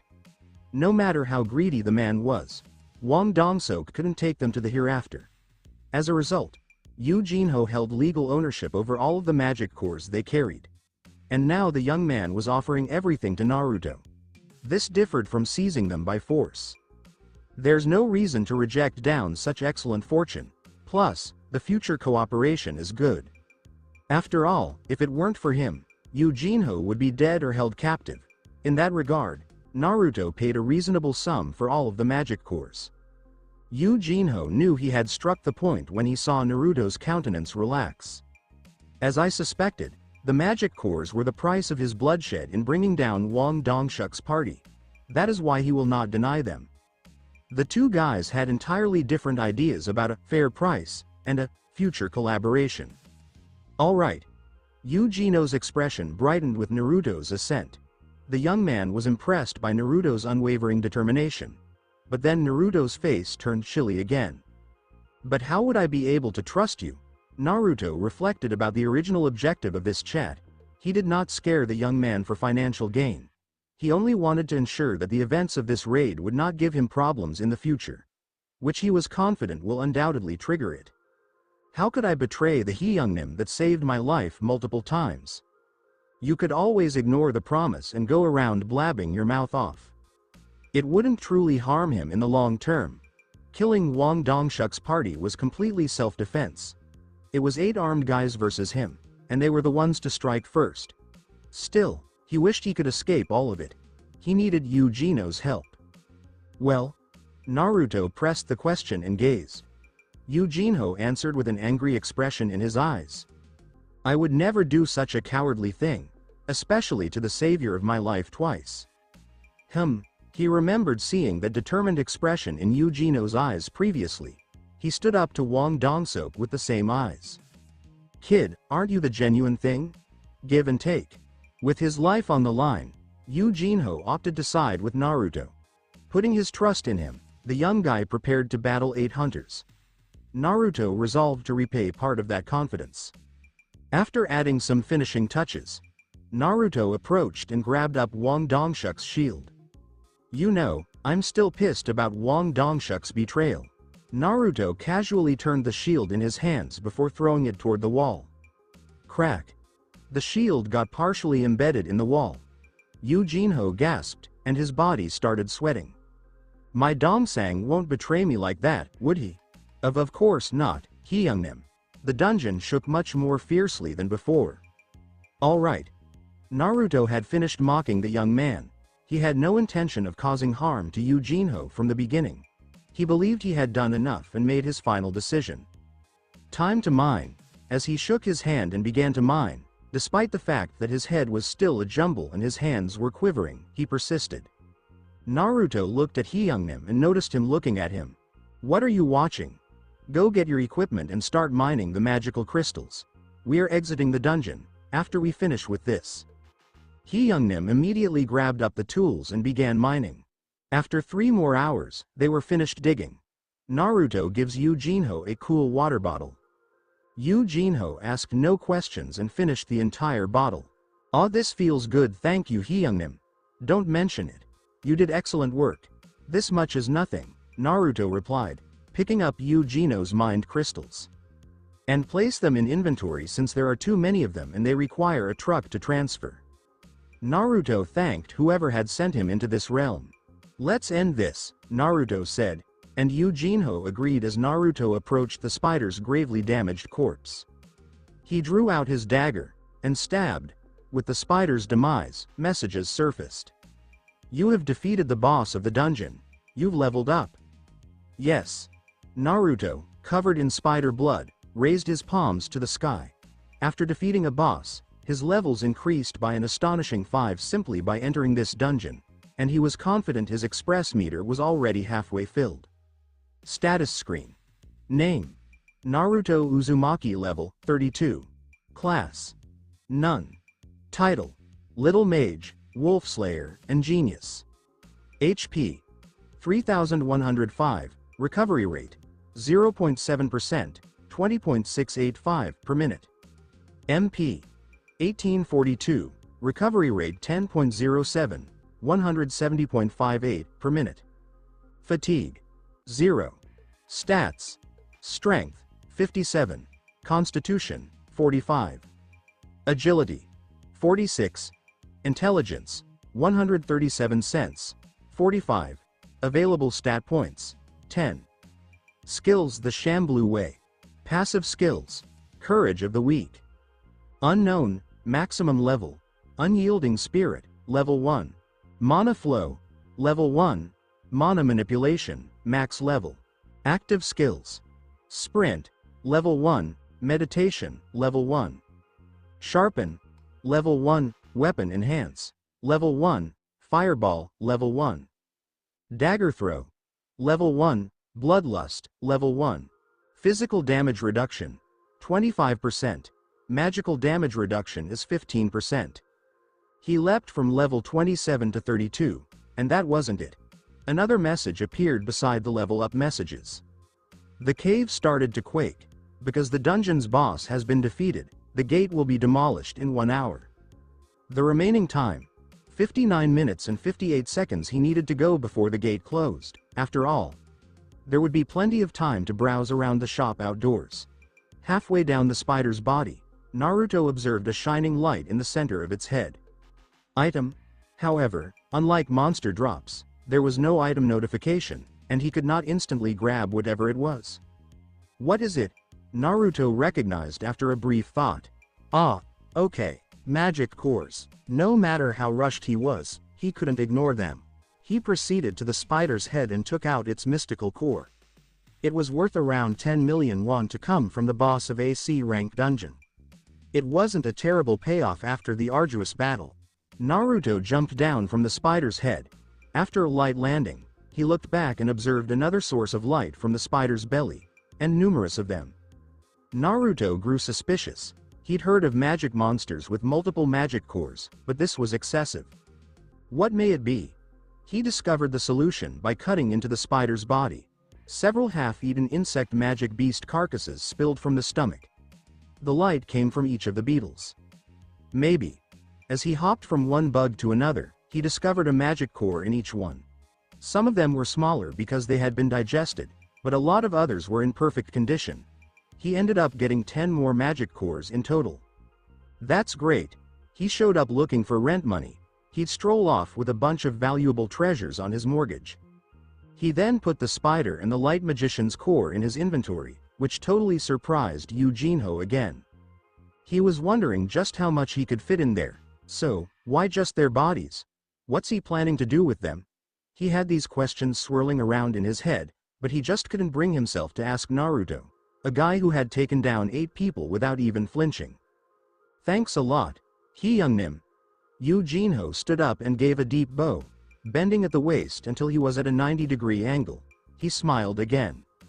So, while Eugene was busy collecting the bags from Wang Dong-sok's party that had the magic cores, Naruto took the opportunity to pickpocket everyone in that same party. I've got to grab what's rightfully mine. So, the agreed wage for today was 2 million. He wasn't about to let the guy head off to the afterlife without settling up first. Wang Dong-sok discovered a little over 2 million won in his wallet. He remembered Wang Dong-sok mentioning he'd get paid in cash right after the raid, and it looked like the guy was telling the truth. Honestly, you can't just keep cutting off the tail every time, right? If nothing out of the ordinary, like the appearance of mana crystals, had happened, they probably would have wrapped up the raid without any issues. Thanks for the pay today. The cave trembled once more. Shake it up. It felt way stronger than it did before. It was time to head out of the dungeon. But there was one last thing to wrap up before heading out. Thanks for today's pay. Naruto gave a casual thanks to no one in particular, then stood up and walked away. Eugene rushed back to his bag after putting the hunter's magic cores away, only to freak out when he noticed Naruto was nowhere to be found. Youngnim. Just the bodies of Naruto's victims were lying around. Ah. Eugene was turning blue as he frantically chased after Naruto. The investigators and staff from the association had shown up at the scene of the incident. If someone passed away during a raid, the protocol was pretty straightforward. They'll need to let the association know about the incident and go through a quick investigation. This time, the investigator was a middle-aged woman who had a pretty serious vibe about her. What are your names? Naruto. I'm Eugene. It was pretty common for a hunter to meet their end in a dungeon, so the follow-up investigations usually felt like just another day at the office. It was really about making sure we kept track of everything that went down. Everything should go just fine, as long as nothing out of the ordinary is spotted. So you're saying all the C-rank hunters are gone, but you two, a D rank and an E rank, made it out okay? The investigator adjusted her glasses and asked, her eyes narrowing. In a typical raid, it's usually the weaker players who go down first. While she was scanning the survivors, something grabbed her attention, and she called out. Wow! She walked up to Yu Jinho, her eyes sparkling with excitement. Isn't this one of the new products from Maya Company? So, the long sword, Kallian? Wow! Check this out. This is one of Master Artisan Grado's creations, the Royal Series shields.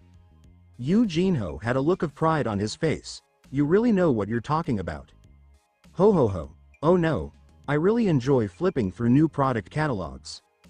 The longsword cost 700 million, while the shield was priced at 500 million. These were some seriously powerful pieces of equipment, made from magic cores worth hundreds of millions of won and other pricey materials. They could actually boost a D-rank hunter up to C rank. She came up with a theory about what went down in the dungeon. If it were with these gears, a D ranker could have actually taken down the boss when all the C rankers had already fallen. The E ranker likely managed to survive by finding a little hideout somewhere. Well, the reality was actually the total opposite. She had come to her conclusion, though. It's hard to believe that someone with the means to buy that kind of gear would turn on their friends just for a handful of magic cores. The E ranker really didn't stand a chance against the C rankers. So, it looks like the deaths of Wang Dongsok and the others will be considered a tragic accident. I think that should be good enough. She wrapped up the recording of the incident with a satisfied smile. The investigation has wrapped up. Feel free to head out whenever you're ready. It sounds like today was a tough one for you. Thanks a lot for your help with this. Thanks a lot. Naruto spoke up for both of them. The investigator left just as quickly as she had shown up. Thanks a lot. Youngnim. Yu Jinho gave another deep bow, bending at a perfect 90 degrees. Even after stepping out of the gate, he still kept that at attention attitude. Naruto thought that the young man must have faced a lot of scary stuff back there.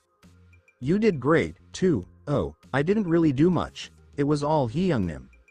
Boss, I'm here, said a guy stepping out of a tough-looking vehicle, wearing his work clothes. Youngnim. He's so. Mr. Hana is the person I was mentioning earlier. He handles the buying and selling of magical crystals in our company. I get that there are a ton of magical crystals out there, but I'm not sure you have enough connections to move all those crystals and magic cores. I'll handle the magical crystals and cores, and the money will go straight to your account. Yu Jinho said with respect. Naruto nodded, confident that the man in front of him wouldn't even consider cheating. He pulled out some essence stones and mana crystals and just tossed them into a commercial vehicle. When Hana wasn't tied up on the phone. It was packed full of essence stones and mana crystals. So, the top price for a magic core from a C rank gate hit 10 million. And even the lowest ones are still worth a few million at least. Naruto was trying to get a rough idea of how many magic cores he had, and he couldn't help but scream inside with excitement. So, what's the total for all of this? He had to stifle a joyful laugh. Youngnim. What's the deal with the spider core? Aren't there more of them? Yu Jinho asked after mining, feeling pretty sure there were more crystals around. He noticed he hadn't seen the dungeon's boss core, so he was just curious about it. Ah, don't stress about them. I'm going to hang on to the rest since I found them useful.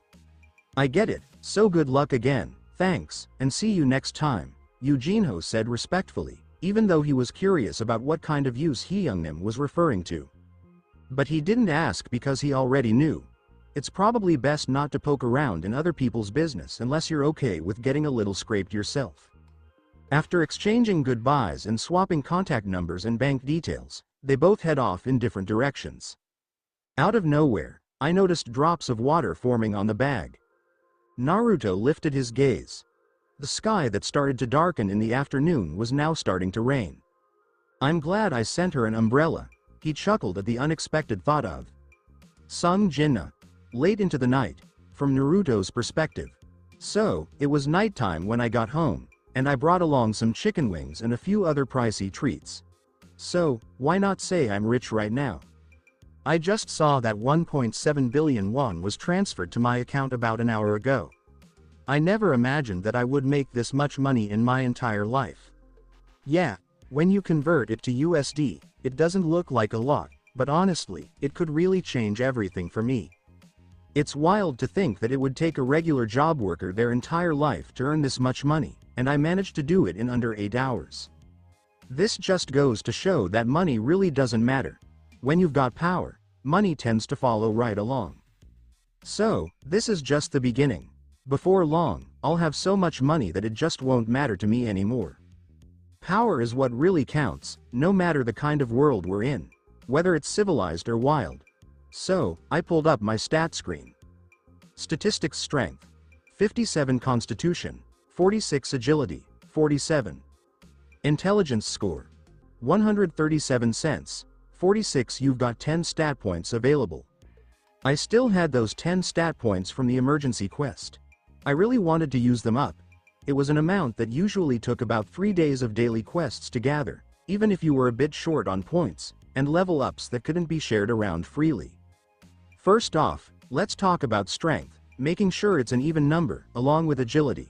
Then, it makes sense. I added 3 points to my strength, bringing it up to 60, and I could really feel that power coursing through me. So, I decided to put 3 points into agility and the other 3 into sense. And the last one goes into the constitution. Let's talk about some stats. Strength, 60; constitution, 47. Agility, 50; intelligence score, 137 cents, 49. You've got 0 stat points available. Sure thing. I've noticed that my attributes have really gone up lately. My agility was getting pretty close to my strength, and before I knew it, his sense had hit 49 points. Once I got agility and strength on the same level, I was thinking about putting some attention on my constitution for a bit. Putting intelligence aside, since that's already high, I was thinking about boosting his stats evenly with my constant mana absorption. The thing that made me the happiest, first and foremost, is the title skill, the Way of the Shamblu. So now, because of that, I can earn experience even by taking out humans, which really opens up a ton of possibilities. Yeah, I definitely don't have any intentions of committing mass genocide. That's totally not what I'm about. But I also get that I'll run into a lot of enemies, and because of that, I'm probably not going to be inclined to show them any mercy. On top of that, I got the bonus experience, my level shot up by 5 levels, and I also unlocked the new Bloodlust skill. With those 10 stat points, my attributes really came together nicely. This would have totally been the second best day of my life, but that wasn't everything he had earned today. So, on top of that 1.7 billion wage, it all happened in just one day, and that's after all the taxes were taken out of the total. I gathered up shares from 10 people, and wow, I ended up with quite a bit of earnings. It was either an unbelievable stroke of luck or something I made happen myself. I pulled out a bag and opened it up to reveal a bunch of top-notch essence stones mana crystals. The biggest and brightest one? That one came from the spider boss monster. I'm thinking of taking them in, and these ones better not just give me 0.1 mana.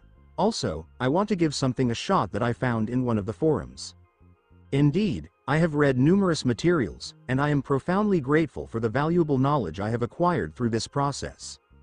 I am examining the functionality of mana as depicted in various fantasy Japanese novels. However, I am encountering some challenges with specific aspects. Based on my understanding, mana is essentially another form of energy that can circulate through a circuit to power a motor, such as in a death march, or be transformed between electrical energy and mana. This leads me to conclude that it operates similarly to electricity, exhibiting the same kind of electrical repulsion observed between positive or negative charges. At times, the manipulation of magic can be achieved by envisioning or harnessing the energies of your spirit to influence the flow within your blood, soul, or another medium that may exhibit some variability. It appears that mana can be stored in a gem-like medium to function as a power source for magical tools. However, what factors influence the direction of its flow in this context? Does current in a circuit flow from positive to negative? Is it analogous to an AC current in which the direction of flow oscillates in a wave-like manner? Lastly, the most unclear aspect is what dictates the transition of magical power into the different elements. Some novels depict runes, but what principle governs the effect of a rune? Are they geometric shapes that influence the repulsion force of mana? Does mana disintegrate into various forms based on the angle of collision, assuming that runes function similarly to a particle collider? I am currently focused on understanding magic circuitry in order to potentially develop a system of magic that incorporates the principles of computational science. Mana functions similarly to a transfusion of new vitality into your system, potentially enhancing specific areas of your body, such as developing increased muscle strength beyond that of an average individual. Mana may represent a novel electrical battery that integrates both negative and positive charges, akin to those found in living cells. This could elucidate the mechanisms by which magic facilitates healing and the regeneration of missing limbs. Statements such as, "It's a form of energy," fail to provide a comprehensive description.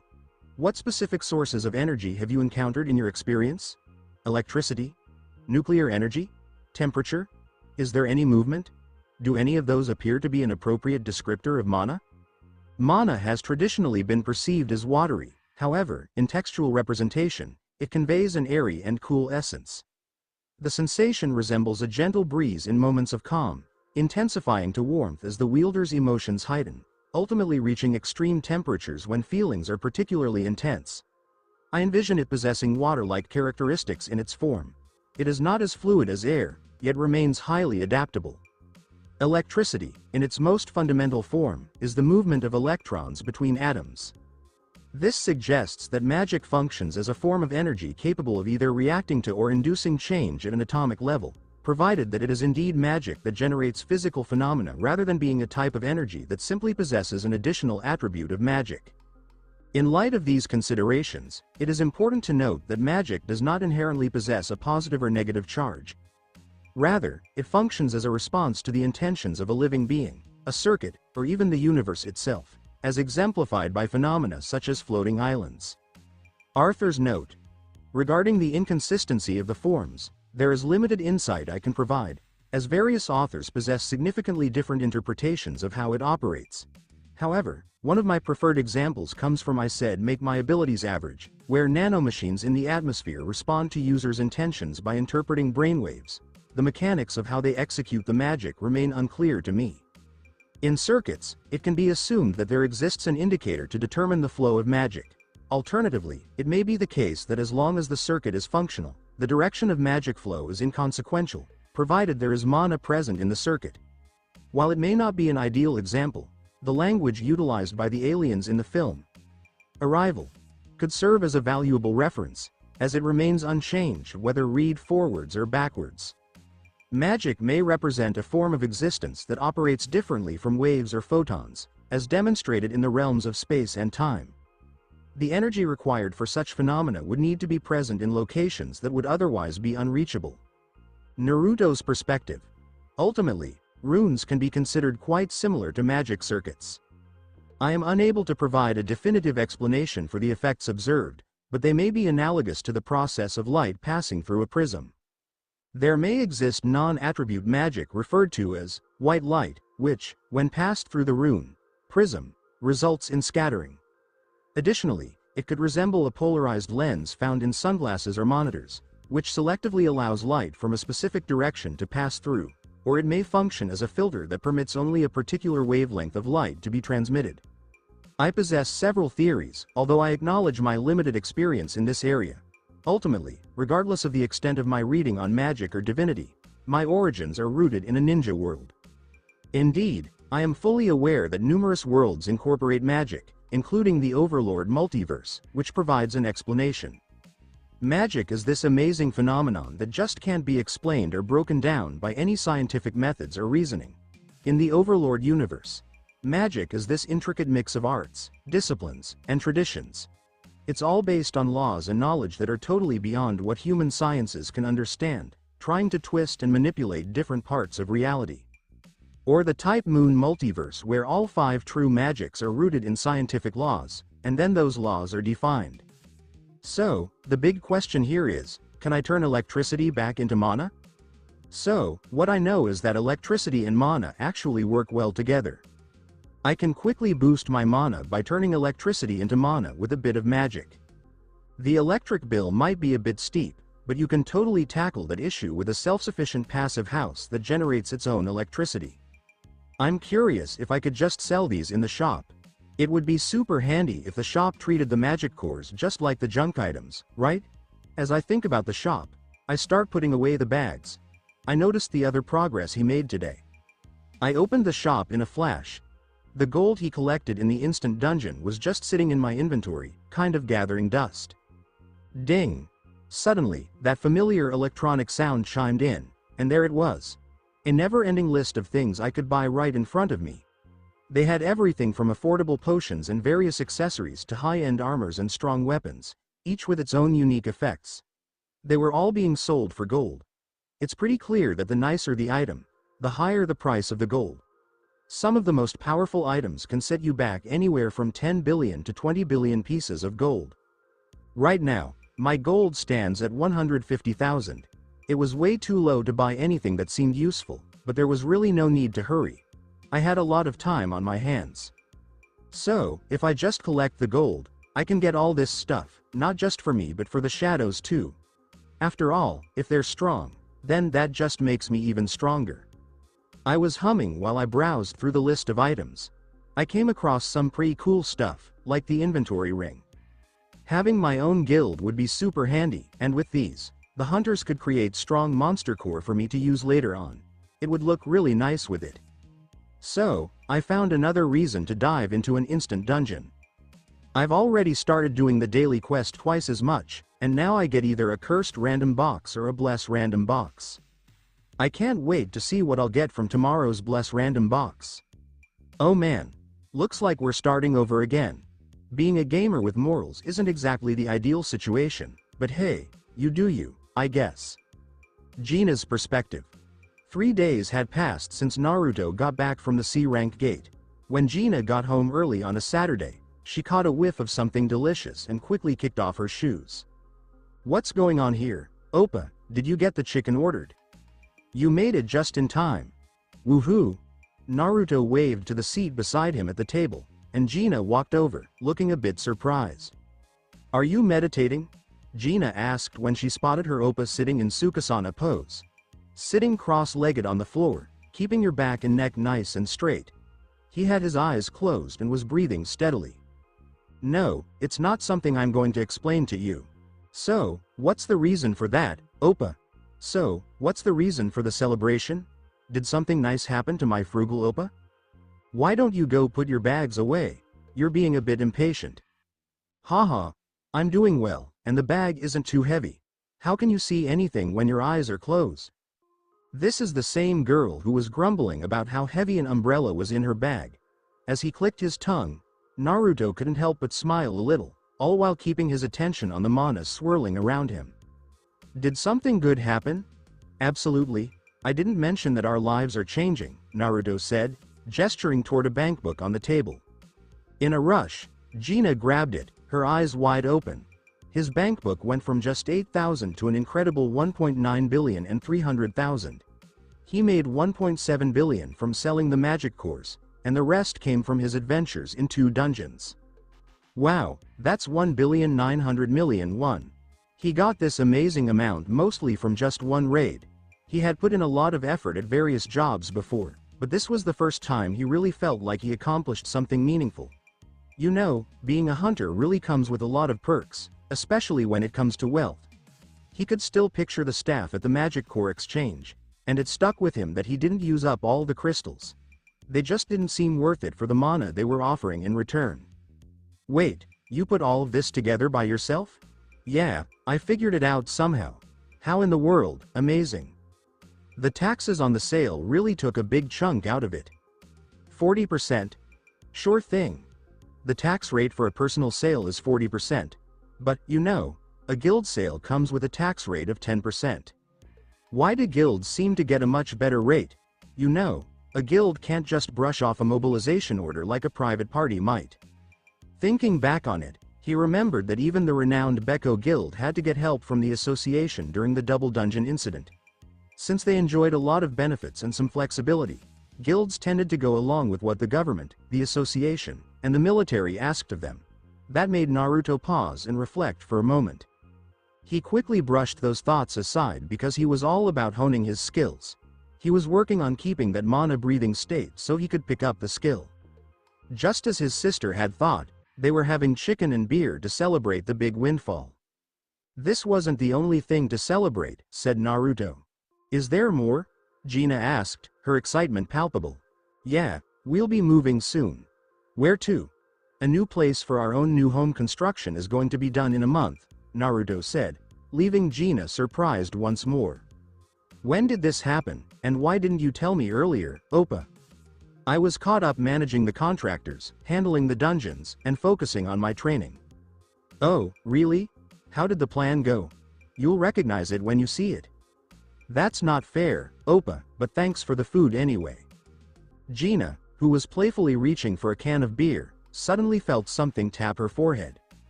Thwack! Ouch, ouch, ouch, ouch. What was that?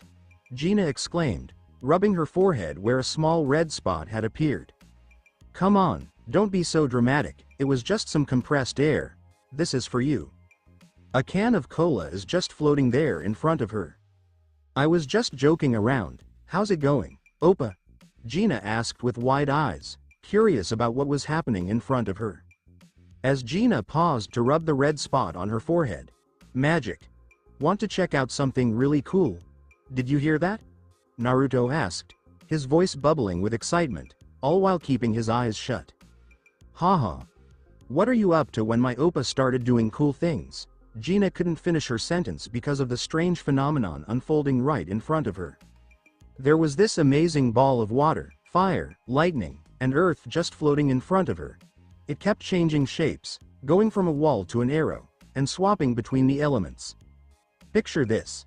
The water ball freezing and turning into an ice arrow, then the fire melting that ice ball into vapor.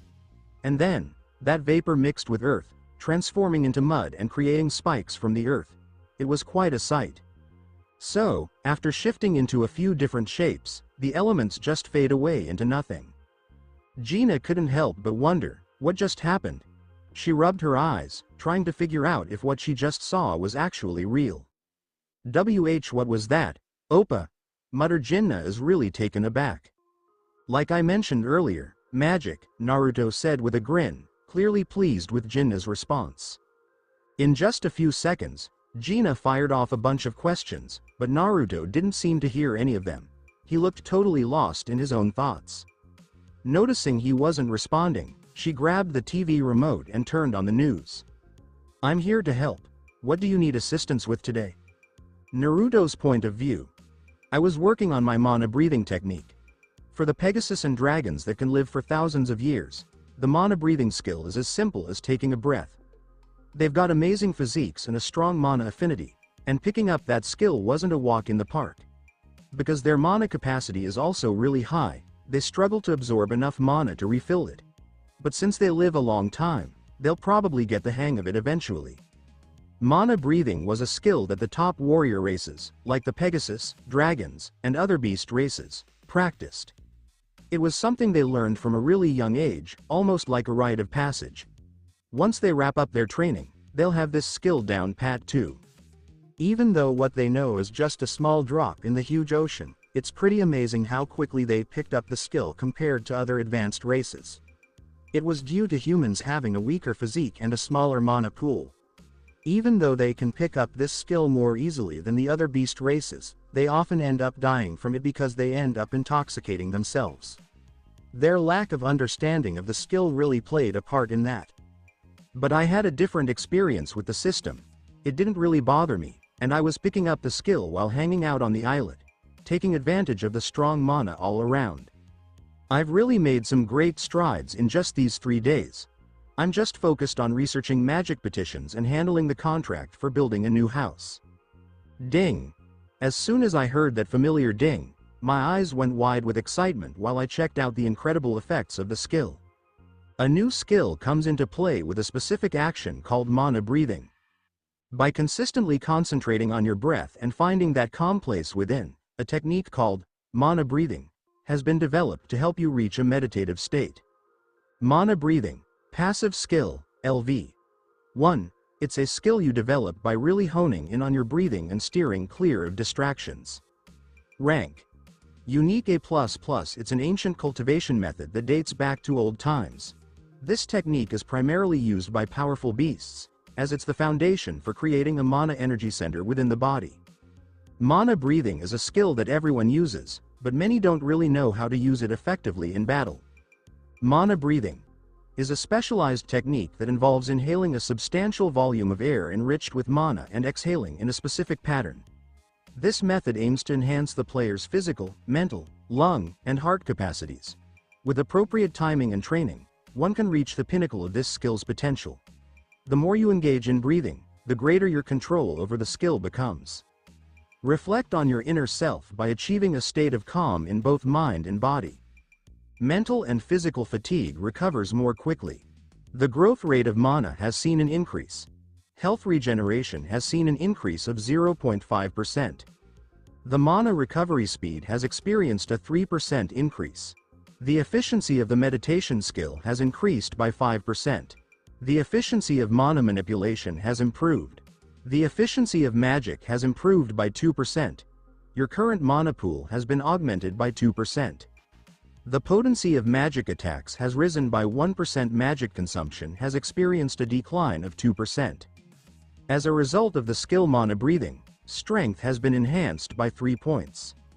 As a result of the skill mana breathing, the constitution has been enhanced by 3 points. As a result of the skill mana breathing, agility has been enhanced by 3 points. As a result of the effects of skill mana breathing, intelligence has increased by 3 points. As a result of the effects of skill mana breathing, intelligence has increased by 3 points. At level 5, the skill will advance to total mana breathing.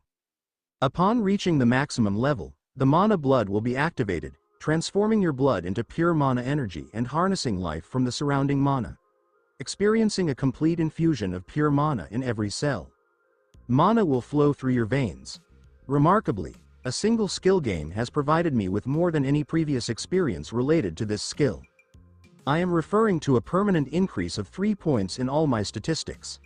I comprehend the reasons behind the occurrence, as blood circulation is essential for enhancing the overall condition of every species. A complete anime series is centered around various styles of breathing techniques. They engage in combat with demons that significantly exceed human capabilities. At level 5, it will provide total mana breathing, effectively eliminating the necessity for oxygen and substituting it with pure mana. I am capable of surviving without oxygen. This is confirmed when my blood is maximized and replaced with mana. It appears to be something quite extraordinary. Does this imply that I will attain qualities similar to those of an anodite from Ben 10? It is quite impressive, despite being somewhat intense. Will it impact my genetic makeup and reproductive capabilities? I am uncertain, but whatever it may be, it is truly remarkable. I am very much in love with this situation. Love appears to possess a power that surpasses even mana manipulation. However, it does not reach the same level, as I have already developed numerous spells using mana manipulation. I took a sip of the cold, refreshing beer. A familiar sound resonated in my mind. Ding! I winced at the electronic tone. A harmful substance has been identified. The detoxification buff will be activated, resulting in its effects being implemented. 3, 2, 1. Detoxification has been successfully completed. Expletive: I am unable to achieve intoxication with this, however, I would not characterize it as unfavorable. I completed the first can of beer and proceeded to open another one. Swallow, swallow, swallow. A harmful substance has been identified. The detoxification buff will be activated, resulting in its effects being implemented. 3, 2, 1. Detoxification has been successfully completed. The same message has appeared, as anticipated. Despite consuming 2 cans of beer consecutively, I did not experience any noticeable effects. The impact of the enhancement was evident. I inclined my head. Although my time in this world has been brief, I have yet to encounter a hunter capable of applying buffs to others. Individuals possessing such specialized skills primarily operated within prominent guilds. Is everything all right? Could you please provide details on the situation? I should have eaten at a slower pace. Observing my contemplative expression, Gina inquired with a sense of concern. I just had a thought. You continue to observe. I raised my fist in the air in a gesture of triumph and reviewed my status screen. Stat. Individual. Naruto Uzumaki level, 33. No class available. Title. Young Mage, Wolf Hunter, Prodigy, Elemental Specialist. HP.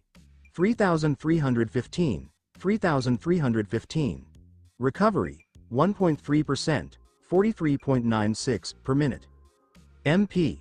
2090, 2090. Recovery. 13.07%, 296.296 per minute. Fatigue level. None statistics strength, 74 constitution, 62. Agility score. 65 intelligence score, 152 sense, 62. Available stat points. 0 competencies the path of the Shamblu. Passive abilities courage of the weak, unknown, level maximum. Unyielding spirit, level 1, mana flow, level 2. Mana manipulation, level maximum, mana breathing, level 1. Lesser mana affinity, level 2, engaged competencies. Sprint, level 1. Meditation, level 2, sharpen, level 2. Weapon enhancement, level 2, fireball, level 1. Dagger throw, level 1, bloodlust, level 1, fire manipulation, level 1. Ice manipulation, level 1, water manipulation, level 1. Electricity manipulation, level 1, earth manipulation, level 1. Vapor manipulation, level 1, steam, level 1, ice wall, level 1. Ice arrow, level 1, water ball, level 1, water bullet, level 1. Water blade, level 1, wind strike, level 1, wind blade, level 1. Wind ball, level 1, air cutter, level 1, sonic boom, level 1. Stone wall, level 1, earth spikes, level 1, stone cannon, level 1. Fire arrow, level 1, firewall, level 1, call thunder, level 1.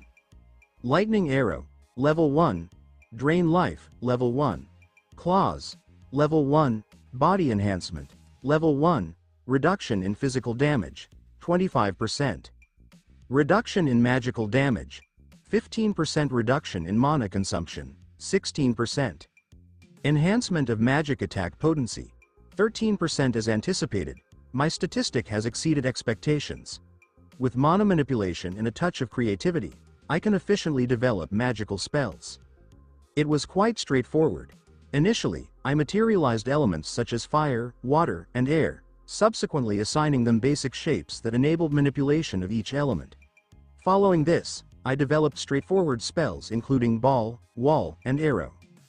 Once I created a single element, it became significantly easier to develop additional elements, as the fire was the initial one I began with. The same concept was implemented for skills such as claws and body enhancement, allowing them to absorb mana, thereby strengthening my body and elongating my nails to enhance their sharpness. Certainly, my intention was to develop reinforcement from type Moon, as it enabled numerous individuals to engage with heroic spirits, even if only for a brief period. Due to my limited experience and knowledge, I acquired this skill. I attempted to develop spells including Call Lightning, Lightning Chain, Fire Tornado, Cyclone, and Sonic Cannon. However, I was ultimately unsuccessful in creating these formidable spells. I was confident in my MP capabilities. That was not the situation. I am uncertain about the circumstances surrounding the matter. It is possible that I may be lacking in experience and knowledge. I am quite pleased with this outcome, as I am able to defeat B-rank monsters, albeit with some difficulty. I was continuing to focus on the resistance for elements and developing my regeneration skills, after experiencing significant discomfort. I have a strong aversion to pain. I do not consider myself a masochist. However, I found myself in a position where I preferred to endure extreme pain rather than face the cycle of death that loomed over me. I assure you, if it were possible, I would not be engaged in this activity. The most valuable aspect I gained from mastering element manipulation and the title of Elementalist is the ability to adjust the output of each skill, whether increasing or decreasing it as needed. An ice arrow may vary in size, ranging from the dimensions of a needle to that of an icicle, which influences its strength and effectiveness. Certainly, if I attempt to alter the spell, the mana consumption significantly increases. I am currently engaging with the automatic system. I applied the same method to Gina utilizing the skill Wind Strike, executed with such precision that it resembled a mere flick of a finger, Similarly, I demonstrated the levitation of cans of Coke. All of them demonstrated remarkable skills, particularly the manipulation ability, which now allows for the creation of elemental spells with ease. I also operated a small store within a dungeon at the request of the association. This provided me with sufficient experience to advance to the next level. Due to my absence, my reputation has unfortunately declined. However, it has a unique flavor profile that distinguishes it from any batter previously encountered. When I became disinterested in this activity, I began searching for the optimal locations to discover the most ley lines, an effective method to elevate my mana to an exceptional level. I have identified several promising locations, however, my search is ongoing. I recognized that the USA was the optimal location to discover it, as it was the inaugural site of an S-rank gate opening. I might be able to locate some dragon veins in that area. Indeed, I recognized that it was quite optimistic, but I prefer to maintain a positive outlook while also preparing for potential challenges. However, I require an alternative energy source, as the mana present in the atmosphere is insufficient. I find myself needing to embark on a journey, I remarked, my expression reflecting a hint of concern as I gazed into the distance.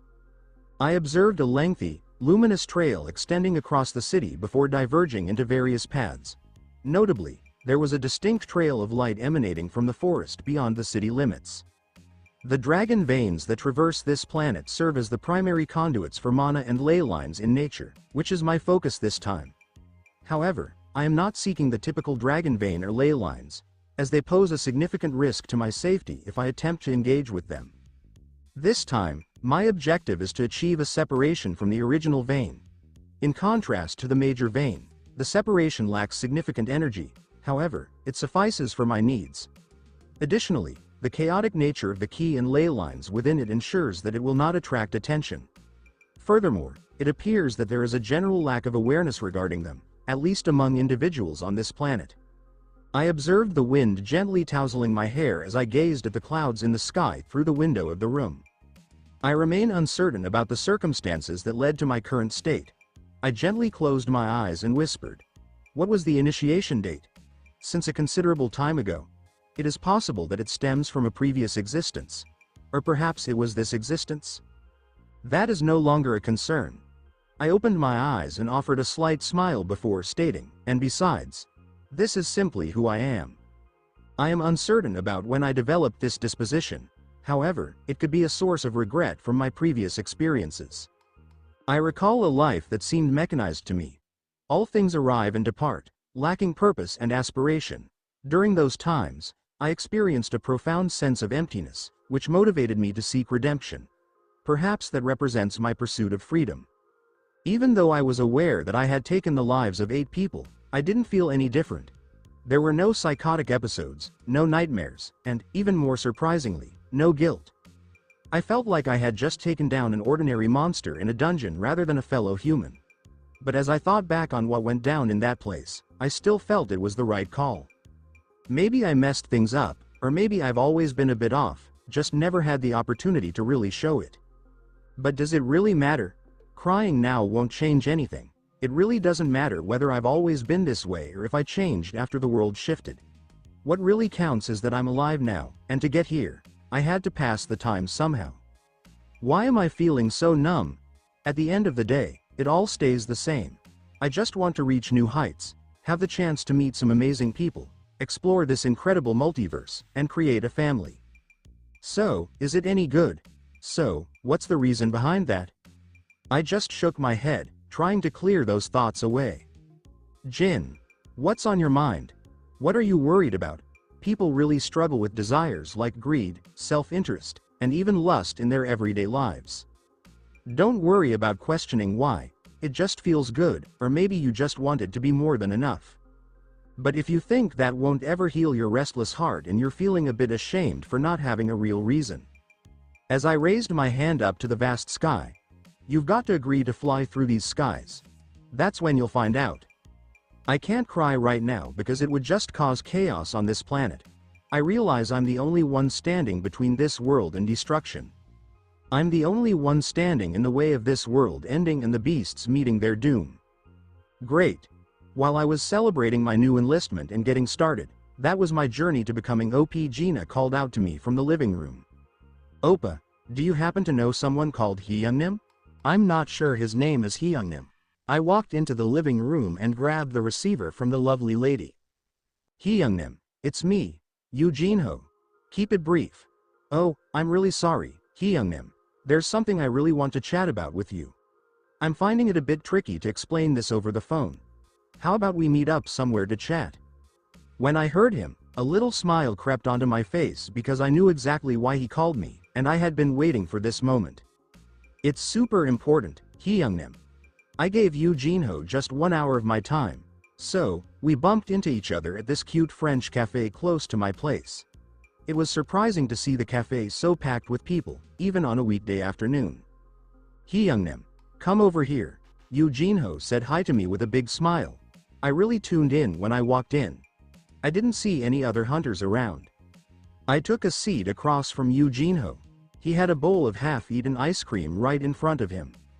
I honestly didn't expect to run into you again. Eugene-ho got up and asked, did you end up ordering anything? Should I go get some coffee?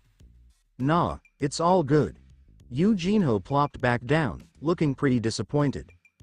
How's the construction of your new home coming along? So, I asked Eugene-ho.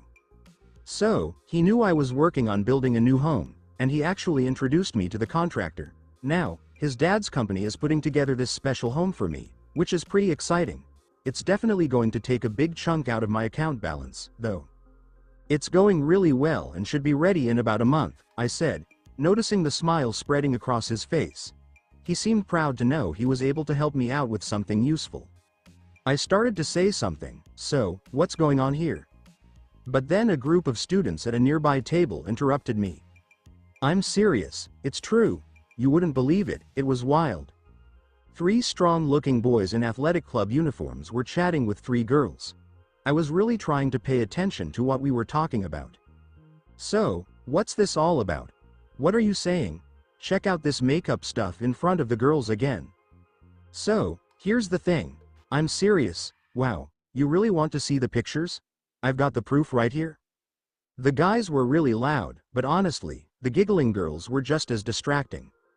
I couldn't hear anything over the loud chatter next to me, so I decided to get up and quietly make my way over to the other table. The 3 boys all turned to look at me at the same time. Could you lower your volume a bit? There are some other folks around here? One of the boys playfully bowed his head. Absolutely, absolutely. We'll keep it down, sorry. The girls chuckled at his apology. I just looked at them for a moment, then I turned away. Out of nowhere, I felt something soft getting ready to hit the back of my head. But just before it happened, my senses kicked in, and I caught it before. A napkin rolled up and tumbled to the floor. Haha. That's hilarious. Hee hee hee hee. Knock it off, haha. Come on, cut it out. The guys were laughing really loudly, and the girls were just pretending to try to stop them while joining in on the laughter. Eugene-ho's expression totally went blank as he watched the scene unfold. Hyungnim. I picked up a spoon from Eugene-ho's ice cream bowl and headed over to the counter. Check him out, he's about to spill the beans. Mommy, some people are being really loud. Haha. As I walked, the students just kept on mocking me. I asked the shop employee who looked a bit nervous. This spoon in the table. What's the price? I'm really sorry, but we don't actually sell those spoons. So, it's under 10,000, huh? Oh, you know, maybe.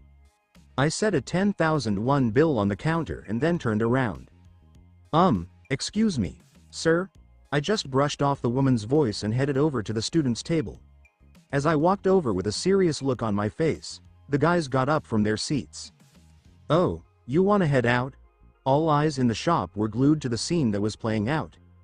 I extended the spoon I was holding out to the boys. They stared at me, looking puzzled, while I gradually wrapped my fingers around the spoon. Crack crack, the metallic spoon twisted into a jumbled mess in my hand. The boys' faces started to go pale. So, my hand just opened up, and out popped this ball of fire right on my palm, and it melted the spoon in no time. Dip tip. As the melted steel began to drip onto the table, it quickly burned through, leaving a mark behind. Tip tip dip. The melted steel that dripped through the holes it made in the table just couldn't be called a spoon anymore. There was this piece of metal that had been crushed and melted down into a drop, and it was just sitting there on the ground, still burning. Stay tuned for more. Thank you for taking the time to listen to this video. I'm thrilled you watched the video. If you enjoyed it, be sure to like and subscribe for even more exciting content coming your way soon.